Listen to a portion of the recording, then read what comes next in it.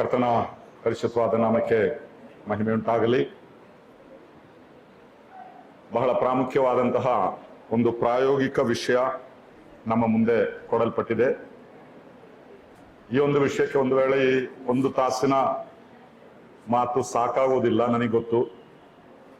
ನಾನು ಈಗಾಗಲೇ ಸಹೋದರತ್ವ ಹೇಳ್ತಾ ಇದ್ದೆ, ಇಂತಹ ಒಂದು ವಿಷಯವನ್ನ ನಾವು ಮಾತನಾಡಿದರೆ ಅದರ ಹಿಂದೆ ಅನೇಕ ಪ್ರಶ್ನೆಗಳು ಬರ್ತದೆ, ಅನೇಕ ಸಂಶಯಗಳು ಬರ್ತದೆ. ಆದರೂ ನಮಗಿರುವಂತ ಸಮಯದಲ್ಲಿ ಬಹಳ ಸಂಕ್ಷಿಪ್ತವಾಗಿ ಬಹಳ ಅತ್ಯಗತ್ಯವಾದಂತಹ ಕೆಲವು ವಿಷಯಗಳನ್ನು ನಾವು ತಿಳಿದುಕೊಳ್ಳುವುದಕ್ಕೆ ಪ್ರಯತ್ನ ಪಡುತ್ತೇವೆ. ನನಗೆ ಕೊಡಲ್ಪಟ್ಟಿರುವಂತಹ ವಿಷಯ ಕ್ರೈಸ್ತ ವಿವಾಹ, ಕ್ರಿಶ್ಚಿಯನ್ ಮ್ಯಾರೇಜ್. ಇದರ ಬಗ್ಗೆ ನಾನು ಮಾತಾಡಬೇಕು. ಇದರ ಬಗ್ಗೆ ಮಾತನಾಡೋದಕ್ಕಿಂತಲೂ ಮೊದಲು ಒಂದು ವಿವರಣೆ ನಾನಿಲ್ಲಿ ಹೇಳ್ತೇನೆ. ಕ್ರಿಶ್ಚಿಯನ್ ಮ್ಯಾರೇಜ್ ಅಥವಾ ಕ್ರೈಸ್ತ ವಿವಾಹ ಅಂದರೆ, ಆ ಕ್ರೈಸ್ತ ಅಥವಾ ಕ್ರಿಶ್ಚಿಯನ್ ಎಂಬಂತ ಪದ ಕ್ರೈಸ್ಟ್ ಅಥವಾ ಕ್ರಿಸ್ತನು ಎಂಬ ನಾಮದಿಂದ ಉದ್ಭವಿಸಿದ ಪದವಾಗಿದೆ. ಅದರಿಂದ ಪ್ರಪ್ರಥಮವಾಗಿ ಎಲ್ಲರೂ ಗಮನದಲ್ಲಿಟ್ಟುಕೊಳ್ಳಬೇಕಾದಂತಹ ಒಂದು ವಿಷಯ, ಕ್ರಿಸ್ತನನ್ನು ಬದಿಗಿಟ್ಟುಕೊಂಡು ನಡೆಯುವಂತ ಒಂದು ವಿವಾಹ ಕ್ರೈಸ್ತ ವಿವಾಹವಲ್ಲ. ನೀವು ಸಭೆಗೆ ಹೋಗುವವರೋ, ಸತ್ಯವೇದದಲ್ಲಿರುವಂತಹ ಒಂದು ಕ್ರೈಸ್ತ ನಾಮವನ್ನು ಹೊಂದಿದವರೋ, ಇನ್ನು ರಕ್ಷಣೆ ಹೊಂದದೆ ಮುಳುಗಿದವರೋ ಎಲ್ಲ ಆಗಿರಬಹುದು, ತುಂಬಾ ವಿಷಯಗಳೆಲ್ಲ ಇದೆ ಅದರಲ್ಲಿ. ಆದ್ರೆ ಇದರಲ್ಲಿ ಪ್ರಾಮುಖ್ಯವಾದದ್ದು ಕ್ರಿಶ್ಚಿಯನ್ ಮ್ಯಾರೇಜ್ ಅಥವಾ ಕ್ರೈಸ್ತ ವಿವಾಹ ಎಂಬುದಾಗಿ ಇದರ ಬಗ್ಗೆ ನಾವು ಹೇಳಬೇಕಾದ್ರೆ ಕ್ರಿಸ್ತನು ಅದರಲ್ಲಿ ಒಳಗೊಂಡಿರಬೇಕು. ಇಲ್ಲದಿದ್ದರೆ ಅದನ್ನು ಕ್ರಿಶ್ಚಿಯನ್ ಮ್ಯಾರೇಜ್ ಎಂಬುದಾಗಿ ಕರೆಯುವುದಕ್ಕೆ ನಮಗೆ ಸಾಧ್ಯವಿಲ್ಲ. ಇನ್ನು ಕ್ರಿಸ್ತನ ನಾಮವನ್ನು ಇಟ್ಟುಕೊಂಡು ನಮಗಿಷ್ಟ ಬಂದ ಹಾಗೆ ನಾವು ಅದನ್ನು ನಡೆಸಿಕೊಂಡು ಹೋದರೆ ಅದು ದೇವರ ವಾಕ್ಯವು ಒಪ್ಪುವಂತಹ ವಿಷಯವೂ ಅಲ್ಲ. ಆದ್ರಿಂದ ಬಹಳ ಜಾಗ್ರತೆಯಿಂದ, ಗಾಂಭೀರ್ಯತೆಯಿಂದ ಕೇಳಿ ತಿಳಿದುಕೊಳ್ಳಬೇಕಾದಂತಹ ಒಂದು ವಿಷಯ. ಅನೇಕ ಚಿಕ್ಕ ಮಕ್ಕಳೆಲ್ಲ ಕೂತ್ಕೊಂಡಿದ್ದಾರೆ, ಇವರಿಗೆಲ್ಲ ಯಾಕಪ್ಪ ಈ ಮ್ಯಾರೇಜಿನ ಬಗ್ಗೆ ಈಗಲೇ ಹೇಳ್ಬೇಕು ಅಂತ ಕೆಲವರಿಗೆ ಸಂಶಯ ಇರ್ಬೋದು. ಒಂದು ಘಟನೆ ನನ್ನ ನೆನಪಿಗೆ ಬರ್ತಾ ಇದೆ. ಹುಡುಗ, ಈ ಚಿಕ್ಕ ಹುಡುಗ 3ನೇ ಕ್ಲಾಸಿಗೆ ಕಲಿತಾ ಇದ್ದ. ಅಪ್ಪ ಬೆಳಿಗ್ಗೆ ಸ್ಕೂಟ್ರಲ್ಲಿ ಇವನನ್ನು ಶಾಲೆ ಕರ್ಕೊಂಡೋಗಿ ಬಿಟ್ಟು ಬರ್ತಾ ಇದ್ದ. ಬೆಳಿಗ್ಗೆ ಇವನು ರೆಡಿ ಆದ, ಶಾಲೆ ಬ್ಯಾಗನ್ನೆಲ್ಲ ಹೆಗಲ ಮೇಲೆ ಹಾಕೊಂಡು, ಅಪ್ಪನ ಹತ್ರ ತುಂಬಾ ಫ್ರೆಂಡ್ಲಿ, ಇವನು ತುಂಬಾ ಮಾತಾಡ್ತಾನೆ. ಹೀಗೆ ಮನೆಯಿಂದ ಸ್ಕೂಟ್ರಲ್ಲಿ ಹೊರಟಾಗ ಮಳೆಗಾಲ, ಅಲ್ಲೇ ರಸ್ತೆ ಬದಿಯಲ್ಲಿ ಏನೋ ಒಂದು ದೊಡ್ಡ ಗುಂಡಿ, ಅದ್ರಲ್ಲಿ ತುಂಬಾ ನೀರಿತ್ತು. ಅದನ್ನ ನೋಡಿದ ಕೂಡಲೇ ಇವನು ಹೇಳ್ದ, ಅಪ್ಪ ನನಗೆ ಆ ನೀರಲ್ಲಿ ಆಟ ಆಡ್ಬೇಕು ಅಂತ. ಅಪ್ಪ ಇವನಿಗೆ ಸ್ವಲ್ಪ ಗದರಿಸಿದ್ರೆ, ಹಾಗೆಲ್ಲ ಮಾತಾಡ್ಬೇಡ, ಸೀದಾ ಶಾಲೆಗೆ ಹೋಗು. ಅಲ್ಲಿಗೆ ಇವನ ಮಾತುಕತೆ ಮುಗೀತು. ಆಮೇಲೆ ಅಪ್ಪನ ಹತ್ರ ಒಂದು ಅಕ್ಷರನ ಮಾತಾಡಿ, ಇನ್ನೊಂದು 10 ನಿಮಿಷ ಹೋಗ್ಬೇಕು ಶಾಲೆ ಮುಟ್ಬೇಕಾದ್ರೆ. ಅಪ್ಪ ಏನ್ ಕೇಳಿದ್ರು ಇವನು ಬಾಯಿ ಬಿಚ್ತಾ ಇಲ್ಲ. ಶಾಲೆ ಹತ್ರ ಬಂದು ಅಪ್ಪ ಸ್ಕೂಟರ್ ನಿಲ್ಲಿಸಿದ. ಇವ ಸ್ಕೂಟರ್ನಿಂದ ಇಳಿದು ಬ್ಯಾಗನ್ನೆಲ್ಲ ತಗೊಂಡು ಹೆಗಲ ಮೇಲೆ ಹಾಕೊಂಡು ಸ್ಟ್ರೈಟ್ ಆಗಿ ಅಟೆನ್ಷನ್ ನಿಂತ ಅಪ್ಪನ ಮುಖ ನೋಡ್ಕೊಂಡು ಒಂದು ಮಾತು ಹೇಳ್ದ, ನಾನು ದೊಡ್ಡವನಾಗಿ, ನಾನು ಮದುವೆ ಆಗಿ, ನನಗೆ ಒಂದು ಮಗನುಂಟಾದಾಗ ಪೂರ್ತಿ ದಿವಸ ಅವನನ್ನ ನೀರಲ್ಲಿ ಆಡ್ಲಿಕ್ಕೆ ನಾನು ಬಿಡ್ತೀನಿ. ಆವಾಗಲೇ ನನಗೆ ಅರ್ಥವಾಯ್ತು, ಈ 3ನೇ ಕ್ಲಾಸಿನ ಮಕ್ಕಳು ಮದುವೆ ಬಗ್ಗೆ, ಮಕ್ಕಳ ಬಗ್ಗೆ ಎಲ್ಲ ಆಲೋಚನೆ ಮಾಡ್ಲಿಕ್ಕೆ ಪ್ರಾರಂಭಿಸಿದ್ದಾರೆ ಈಗಾಗಲೇ. ಆದ್ರಿಂದ ಈ ಸಣ್ಣ ಮಕ್ಕಳು ಅಂತ ನೆನೆಸ್ಕೊಳ್ಬೇಡಿ, ಅವರ ಮನಸ್ಸಲ್ಲಿ ಇಂಥದ್ದೆಲ್ಲ ಇರ್ಬೋದು. ಯಾಕಂದ್ರೆ ಇಷ್ಟು ಆಕರ್ಷಕವಾದಂತಹ ಬೇರೆ ಏನೂ ಇಲ್ಲ ಎಂಬುದಾಗಿ ನಾವು ನೆನೆಸುವಂಥದ್ದು.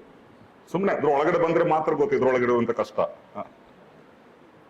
ಅದರಿಂದ ದೇವರ ವಾಕ್ಯ ಇದರ ಬಗ್ಗೆ ಏನ್ ಹೇಳುತ್ತದೆ ಎಂಬುದನ್ನು ಬಹಳ ವ್ಯಕ್ತವಾಗಿ ನಾವು ಅರ್ಥ ಮಾಡಿಕೊಳ್ಳಬೇಕಾದದ್ದು. ಮೊದಲನೇದಾಗಿ ಕೀರ್ತನೆಗಳು 68 6ನೇ ವಾಕ್ಯವನ್ನು ನಾನು ಒಮ್ಮೆ ಓದಿಕೊಳ್ಳುತ್ತೇನೆ. 68ನೇ ಕೀರ್ತನೆ 6ನೇ ವಾಕ್ಯ. ದೇವರು ಒಬ್ಬಂಟಿಗರನ್ನು ಸಂಸಾರಿಕರಾಗುವಂತೆ ಮಾಡುತ್ತಾನೆ. ಒಬ್ಬಂಟಿಗರನ್ನು ಸಂಸಾರಿಕರನ್ನಾಗುವಂತೆ ಮಾಡುತ್ತಾನೆ. ಇಲ್ಲಿ ಬಹಳ ಪ್ರಾಮುಖ್ಯವಾಗಿ ತಿಳಿದುಕೊಳ್ಳಬೇಕಾದದ್ದು, ಒಂದು ವಿವಾಹವು ದೇವರಿಂದಲೇ ನಡೆಸಲ್ಪಡುವಂತದ್ದಾಗಿದೆ. ಆದ್ರೆ ಮೊದಲು ನಾವು ನೋಡಿದ್ದು ಕ್ರೈಸ್ತ ವಿವಾಹ ಅಂದ್ರೆ ಕ್ರಿಸ್ತನು ಒಳಗೊಂಡಂತಹ ಒಂದು ವಿವಾಹ. ಎರಡನೇದಾಗಿ ದೇವರಿಂದಲೇ ನಡೆಸಲ್ಪಡುವಂತಹ ಒಂದು ವಿವಾಹ. ವಿವಾಹದ ಚರಿತ್ರೆಯನ್ನು ನೋಡುವಾಗ ಸತ್ಯವೇದದಲ್ಲಿ ಮೊದಲನೇ ವಿವಾಹವನ್ನ ನಡೆಸಿದ್ದು ಏದೇನ್ ತೋಟದಲ್ಲಿ ದೇವರೇ. ಅಲ್ಲಿಂದಲೇ ವಿವಾಹದ ಪ್ರಾರಂಭ. ಅಲ್ಲಿಂದ ನಾವು ನೋಡುವಂಥದ್ದು ದೇವರು ಇದನ್ನು ನಡೆಸಿಕೊಟ್ಟಿದ್ದಾನೆ. ಆಮೇಲೆ ಚರಿತ್ರೆ ನಾವು ತಿರುಗಿಸುತ್ತಾ ಬರುವಾಗ ಬೇರೆ ಅನೇಕ ಪದ್ಧತಿಗಳು, ನಂಬಿಕೆಗಳು, ವಿಶ್ವಾಸಗಳು, ಜಾತಿಗಳು, ಮತಗಳು, ಕುಲಗಳು, ವರ್ಣಗಳು ಇದೆಲ್ಲ ಬಂದು ಎಲ್ಲ ವಾಕ್ಯದಿಂದಲೂ ದೇವರಿಂದಲೂ ಬಹಳ ದೂರ ಹೋದಂತಹ ಒಂದು ಸಂದರ್ಭ.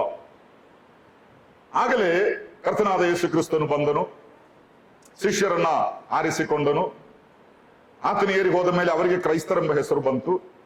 ಕ್ರೈಸ್ತರು ಎಂಬ ಹೆಸರು ಮೊಟ್ಟ ಮೊದಲನೇದಾಗಿ ಅವರಿಗೆ ಬಂದದ್ದು ಅಪೊಸ್ತಲ ಕೃತ್ಯ 11ನೇ ಅಧ್ಯಾಯದ 26ನೇ ವಾಕ್ಯದಲ್ಲಿ, ಅಂತ್ಯೋಕ್ಯದಲ್ಲಿದ್ದಂತಹ ಸಂದರ್ಭದಲ್ಲಿ ಕ್ರೈಸ್ತರು ಕ್ರಿಸ್ತನ ಹೆಸರಿನಿಂದ ಬಂದಂತಹ ಹೆಸರು.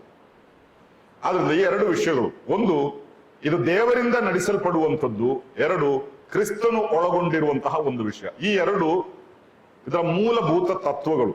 ಇದನ್ನ ಬದಿಗಿಟ್ಟು ಯಾವ ರೀತಿಯಲ್ಲಿಯೂ ಯಾವ ವಿವಾಹದ ಬಗ್ಗೆಯೂ ನಾವು ಆಲೋಚಿಸಿದರೆ ಅದು ಸರಿಯಾಗೋದಿಲ್ಲ. ಇನ್ನು ವಿವಾಹ ಅಂದರೆ ಕೆಲವರಿಗೆ ಅದೊಂದು ಕನಸು. ಏನೇನೋ ಕನಸು ಕಟ್ಕೊಂಡಿರ್ತಾರೆ. ಓ, ನಾನು ಮದುವೆ ಆಗ್ಬೇಕು, ಅವಳು ಸುಂದರಿ ಆಗಿರ್ಬೇಕು, ಅವರು ತುಂಬಾ ಹ್ಯಾಂಡ್ಸಮ್ ಆಗಿರ್ಬೇಕು, ಆಮೇಲೆ ಕತೆ ಹೋಗ್ತಾ ಇರ್ತದೆ. ದೊಡ್ಡ ದೊಡ್ಡ ಕನಸೆಲ್ಲ ಕಾಣ್ತಾರೆ. ಆದ್ರೆ ಎಲ್ಲ ಕನಸು ನಡೆಯೋದಿಲ್ಲ.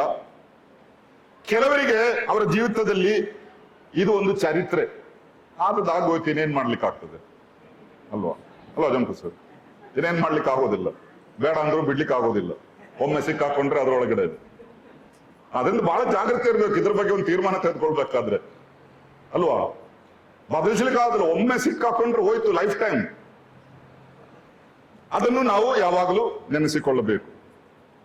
ಕೆಲವರ ಜೀವಿತದಲ್ಲಿ ವಿವಾಹ ಅಂದ್ರೆ ಇದೊಂದು ದೊಡ್ಡ ಸಂಭ್ರಮ, ಇನ್ನು ಕೆಲವರಿಗೆ ಒಂದು ದುಸ್ವಪ್ನ.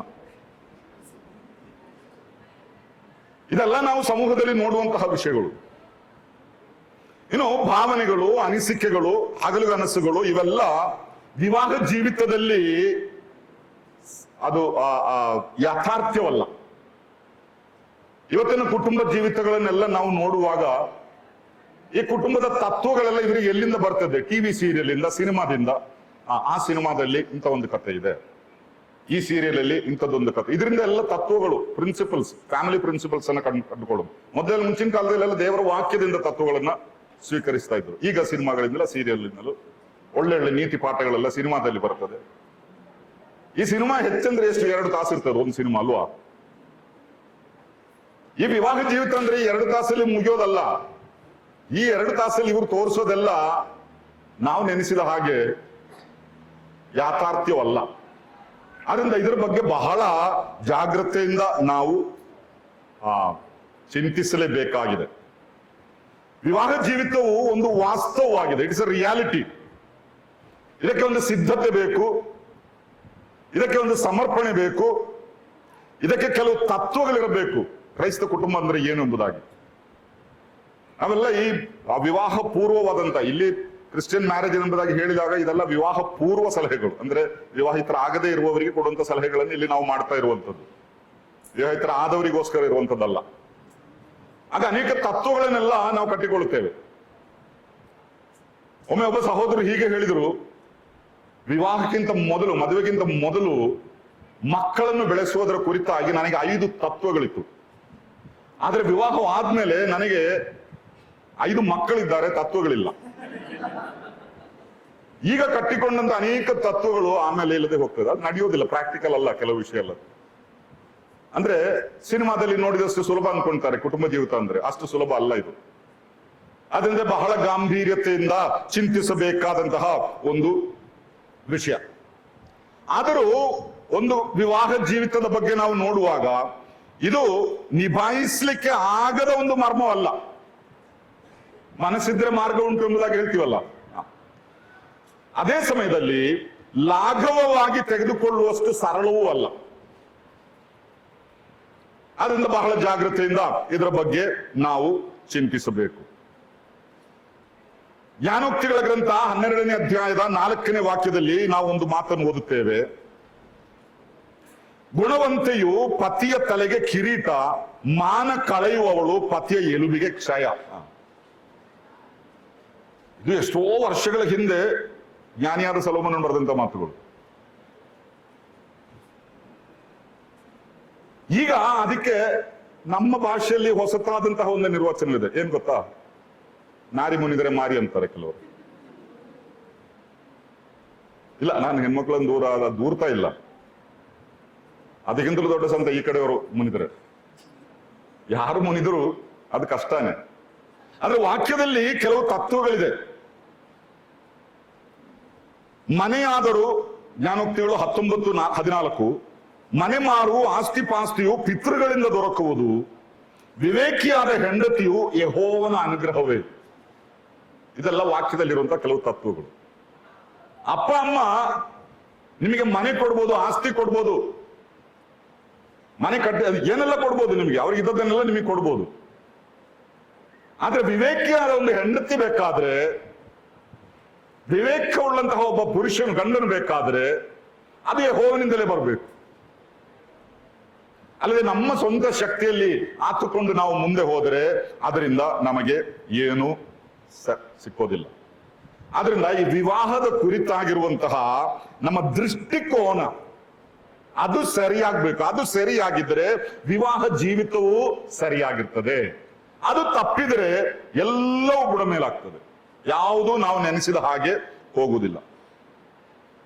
ಇನ್ನು ವಿವಾಹದ ಕುರಿತಾಗಿ ಆದಿಕಾಂಡ 1ನೇ ಅಧ್ಯಾಯದ 27ನೇ ವಾಕ್ಯದಲ್ಲಿ ಒಂದು ನಿಯಮವನ್ನು ನಾವು ನೋಡುತ್ತೇವೆ. ದೇವರು ಮನುಷ್ಯನನ್ನು ತನ್ನ ಸ್ವರೂಪದಲ್ಲಿ ಉಂಟು ಮಾಡಿದನು, ದೇವ ಸ್ವರೂಪದಲ್ಲಿ ಅವನನ್ನು ಉಂಟು ಮಾಡಿದನು, ಅವರನ್ನು ಗಂಡು ಹೆಣ್ಣಾಗಿ ಆತನು ನಿರ್ಮಿಸಿದನು. ಆದ್ರೆ ವಿವಾಹವು ಗಂಡಿಗೂ ಹೆಣ್ಣಿಗೂ ಮಧ್ಯೆ ನಡಿಬೇಕು. ನಾನು ಇವತ್ತು ಮುಂಜಾನೆ ಸ್ವಲ್ಪ ಹೊತ್ತು ಹೇಳಿದೆ ಕೆಲವು ವಿಷಯಗಳು, ಆ ತತ್ವವು ಈಗ ಹೋಗಿದೆ. ಆದ್ರೆ ಇಲ್ಲಿ ಬೆಹವಾಗಿ ಹೇಳಲ್ಪಟ್ಟದ್ದು. ಇನ್ನು 1ನೇ ಅಧ್ಯಾಯದ 31ನೇ ವಾಕ್ಯದಲ್ಲಿ ದೇವರು ತಾನು ಉಂಟು ಮಾಡಿದ್ದನ್ನಲ್ಲಿ ನೋಡಲಾಗಿ ಅದು ಬಹಳ ಒಳ್ಳೆಯದಾಗಿತ್ತು, ಸಾಯಂಕಾಲವೂ ಪ್ರಾತಃ ಕಾಲವೂ ಆಗಿ 6ನೇ ದಿನವಾಯಿತು. ಬಹಳ ಒಳ್ಳೆಯದು ಎಂಬುದಾಗಿ ನಾವು ಅಲ್ಲಿ ನೋಡ್ತೇವೆ. ಅದರ ಮೊದಲಿನ ವಾಕ್ಯಗಳನ್ನು ಈ ಆದಿಕಾಂಡ 1ನೇ ಅಧ್ಯಾಯವನ್ನು ನೋಡಿದ್ರೆ, ಸೃಷ್ಟಿಯ ಚರಿತ್ರೆ ನೋಡುವಾಗ ಒಂದೊಂದು ಸೃಷ್ಟಿ ಆದ ಮೇಲೂ ದೇವರು ಅದನ್ನು ನೋಡಿ ಒಳ್ಳೆಯದೆಂದು ಕಂಡನು. ಸಾಯಂಕಾಲವು ಬೆಳಗ್ಗೆ ಆಯಿತು, ಮೊದಲನೇ ದಿವಸ. ದೇವರು ಅದನ್ನು ನೋಡಿ ಒಳ್ಳೆಯದೆಂದು ಕಂಡನು. ಎಲ್ಲವೂ ಒಳ್ಳೇದು ಒಳ್ಳೇದು ಒಳ್ಳೇದು ಎಂಬುದಾಗಿ ಹೇಳ್ತಾನೆ ಮೊದಲನೇ 5 ದಿವಸಗಳಲ್ಲಿ. ಆಮೇಲೆ ಕೊನೆಗೆ ಆತನು ಹೇಳ್ತಾನೆ, ಒಂದು ವಿಷಯ ಮಾತ್ರ ಒಳ್ಳೇದಲ್ಲ. ಅದು ಯಾವುದು? ಈ ಪುರುಷನು ಒಂಟಿಯಾಗಿರುವುದು ಒಳ್ಳೇದಲ್ಲ, ಮನುಷ್ಯನು ಒಂಟಿಯಾಗಿರುವುದು ಒಳ್ಳೇದಲ್ಲ. ಎಲ್ಲವೂ ಒಳ್ಳೇದು ಒಳ್ಳೇದು ಎಂಬುದಾಗಿ ಹೇಳಿದ ಆತನು, ಇವನು ಒಂಟಿಯಾಗಿರುವುದು ಒಳ್ಳೇದಲ್ಲ. ಆದ್ರೆ ಈ ಮನುಷ್ಯನನ್ನು ಸೃಷ್ಟಿಸಿ ಆತನ ಆ ಕಾರ್ಯ ಅಲ್ಲಿ ಮುಗಿದ ಮೇಲೆ ಹೇಳುವಂಥದ್ದು, ಆಗ ನೋಡಲಾಗಿ ಎಲ್ಲವೂ ಬಹು ಒಳ್ಳೇದಾಗಿತ್ತು ಎಂಬುದಾಗಿ 31ನೇ ವಾಕ್ಯದಲ್ಲಿ ನಾವು ನೋಡುತ್ತೇವೆ. ಇಷ್ಟವರೆಗೆ ಒಳ್ಳೇದು ಒಳ್ಳೇದು ಎಂಬುದಾಗಿ ಹೇಳಿದ್ದು, ಈಗ ಬಹು ಒಳ್ಳೇದು ಅನ್ನುತ್ತಾ ಆ ಒಂದು ಸ್ಥಾನಕ್ಕೆ ಇದೆ. ಅದರಿಂದ ಈ ವಿವಾಹ ಅಂದ್ರೆ ಏನು, ಅದು ಕೆಟ್ಟದ್ದೇನೋ ಅಲ್ಲ, ಅದು ಒಳ್ಳೆ ವಿಷಯವೇ. ದೇವರೇ ಹೇಳ್ತಾನೆ ಇದು ಒಳ್ಳೆ ವಿಷಯವೇ, ಒಂಟಿಯಾಗಿರಬಾರದು ಎಂಬುದಾಗಿ. ಆದ್ರೆ ಕ್ರೈಸ್ತ ವಿವಾಹವು ದೈವಿಕವಾದ ನಿಯಮಗಳಿಗೆ ಒಳಪಟ್ಟ ಒಂದು ಸ್ಥಾಪನೆಯಾಗಿದೆ. ಆ ನಿಯಮಗಳನ್ನು ನಾವು ಅನುಸರಿಸುವರಾಗಿರಬೇಕು, ನಮ್ಮ ನಿಯಮಗಳಲ್ಲ. ಮದುವೆ ಅಂದ್ರೆ ಅದು ಮಾಡಬೇಕು, ಇದು ಮಾಡಬೇಕು, ಅದು ಕೊಡಬೇಕು, ಇದು ಕೊಡಬೇಕು, ಅದು ಕಟ್ಟಬೇಕು, ಇದು ನಮ್ಮದೇ ಆದ ತುಂಬಾ ರೂಲ್ಸ್ ಎಲ್ಲ ನಾವು ಮಾಡಿಕೊಂಡಿದ್ವಿ. ಅದೆಲ್ಲ ಒಂದೊಂದು ಸಂಸ್ಕೃತಿಗೆ ಬಿಟ್ಟಂತ ವಿಷಯಗಳು. ಆದ್ರೆ ವಾಕ್ಯದಲ್ಲಿ ಕೆಲವು ಪ್ರಾಮುಖ್ಯವಾದ ವಿಷಯಗಳಿದೆ. ಆದ್ರೆ ಆಧುನಿಕ ವಿವಾಹಗಳು ಅನೇಕವು ದೇವರ ವಾಕ್ಯದ ತತ್ವಗಳಿಂದ ದೂರವಾಗಿ ಹೋಗಿದೆ. ಈಗ ಸರ್ವಸಾಧಾರಣವಾಗಿ ನಾವು ಕೇಳುವಂತ ಒಂದು ಪದ, ಮದುವೆ ಆಯ್ತು ಅಂತ ಕೇಳಿದ್ರೆ ಲವ್ ಮ್ಯಾರೇಜಾ ಮೊದಲು ಕೇಳುವಂಥದ್ದು. ಲವ್ ಮ್ಯಾರೇಜ್ ಎಂಬಂಥದ್ದು ಅಥವಾ ಪ್ರೇಮ ವಿವಾಹ ಎಂಬಂಥದ್ದು ಬಹಳ ಪ್ರಚಲಿತವಾಗಿರುವಂತಹ ಒಂದು ಪದವಾಗಿ ಹೋಗಿದೆ ಇತ್ತೀಚಿನ ದಿವಸಗಳಲ್ಲಿ. ಈ ಲವ್ ಅಂದ್ರೆ ಏನು ಅಥವಾ ಈ ಪ್ರೇಮ ಅಂದ್ರೆ ಏನು? ಅದು ಯಥಾರ್ಥ ಪ್ರೀತಿಯ? ನಾನು ಬೆಳಿಗ್ಗೆ ಒಂದು ಚರಿತ್ರೆ ಹೇಳಿದೆ, ನಿನ್ನೆ ಹುಬ್ಬಳ್ಳಿಯಲ್ಲಿ ನಡೆದಂತ ಘಟನೆ. ಅನೇಕ ವಿವಾಹಗಳಲ್ಲಿ ಇಂದು ಪ್ರೀತಿ ಇಲ್ಲ, ಬೇರೆ ಯಾವುದೋ ಕಾರಣಕ್ಕೋಸ್ಕರ ಮದುವೆ ಆಗ್ತಾರೆ. ಅಪ್ಪ ಒತ್ತಾಯ ಮಾಡಿದ್ರು, ಅಮ್ಮ ಒತ್ತಾಯ ಮಾಡಿದ್ರು, ಇಲ್ಲಾದ್ರೆ ಏನೋ ಆರ್ಥಿಕ ಸಂಕಷ್ಟ ಬಂತು, ಇವಳನ್ನ ಮದುವೆ ಆದ್ರೆ ಏನಾದ್ರೂ ಸ್ವಲ್ಪ ದಕ್ಕಬಹುದು, ಇವರನ್ನ ಮದುವೆ ಆದ್ರೆ ನಮ್ಮ ಕುಟುಂಬ ಸ್ವಲ್ಪ ಉದ್ಧಾರ ಆಗ್ಬಹುದು, ಬೇರೆ ಬೇರೆ ಕಾರ್ಯಗಳು. ಪ್ರೀತಿ ಇಲ್ಲ. ಇನ್ನು ಕೆಲವು ಪ್ರೀತಿಯಲ್ಲಿ ವಿವಾಹವಿಲ್ಲ, ಅದು ಇದೆ.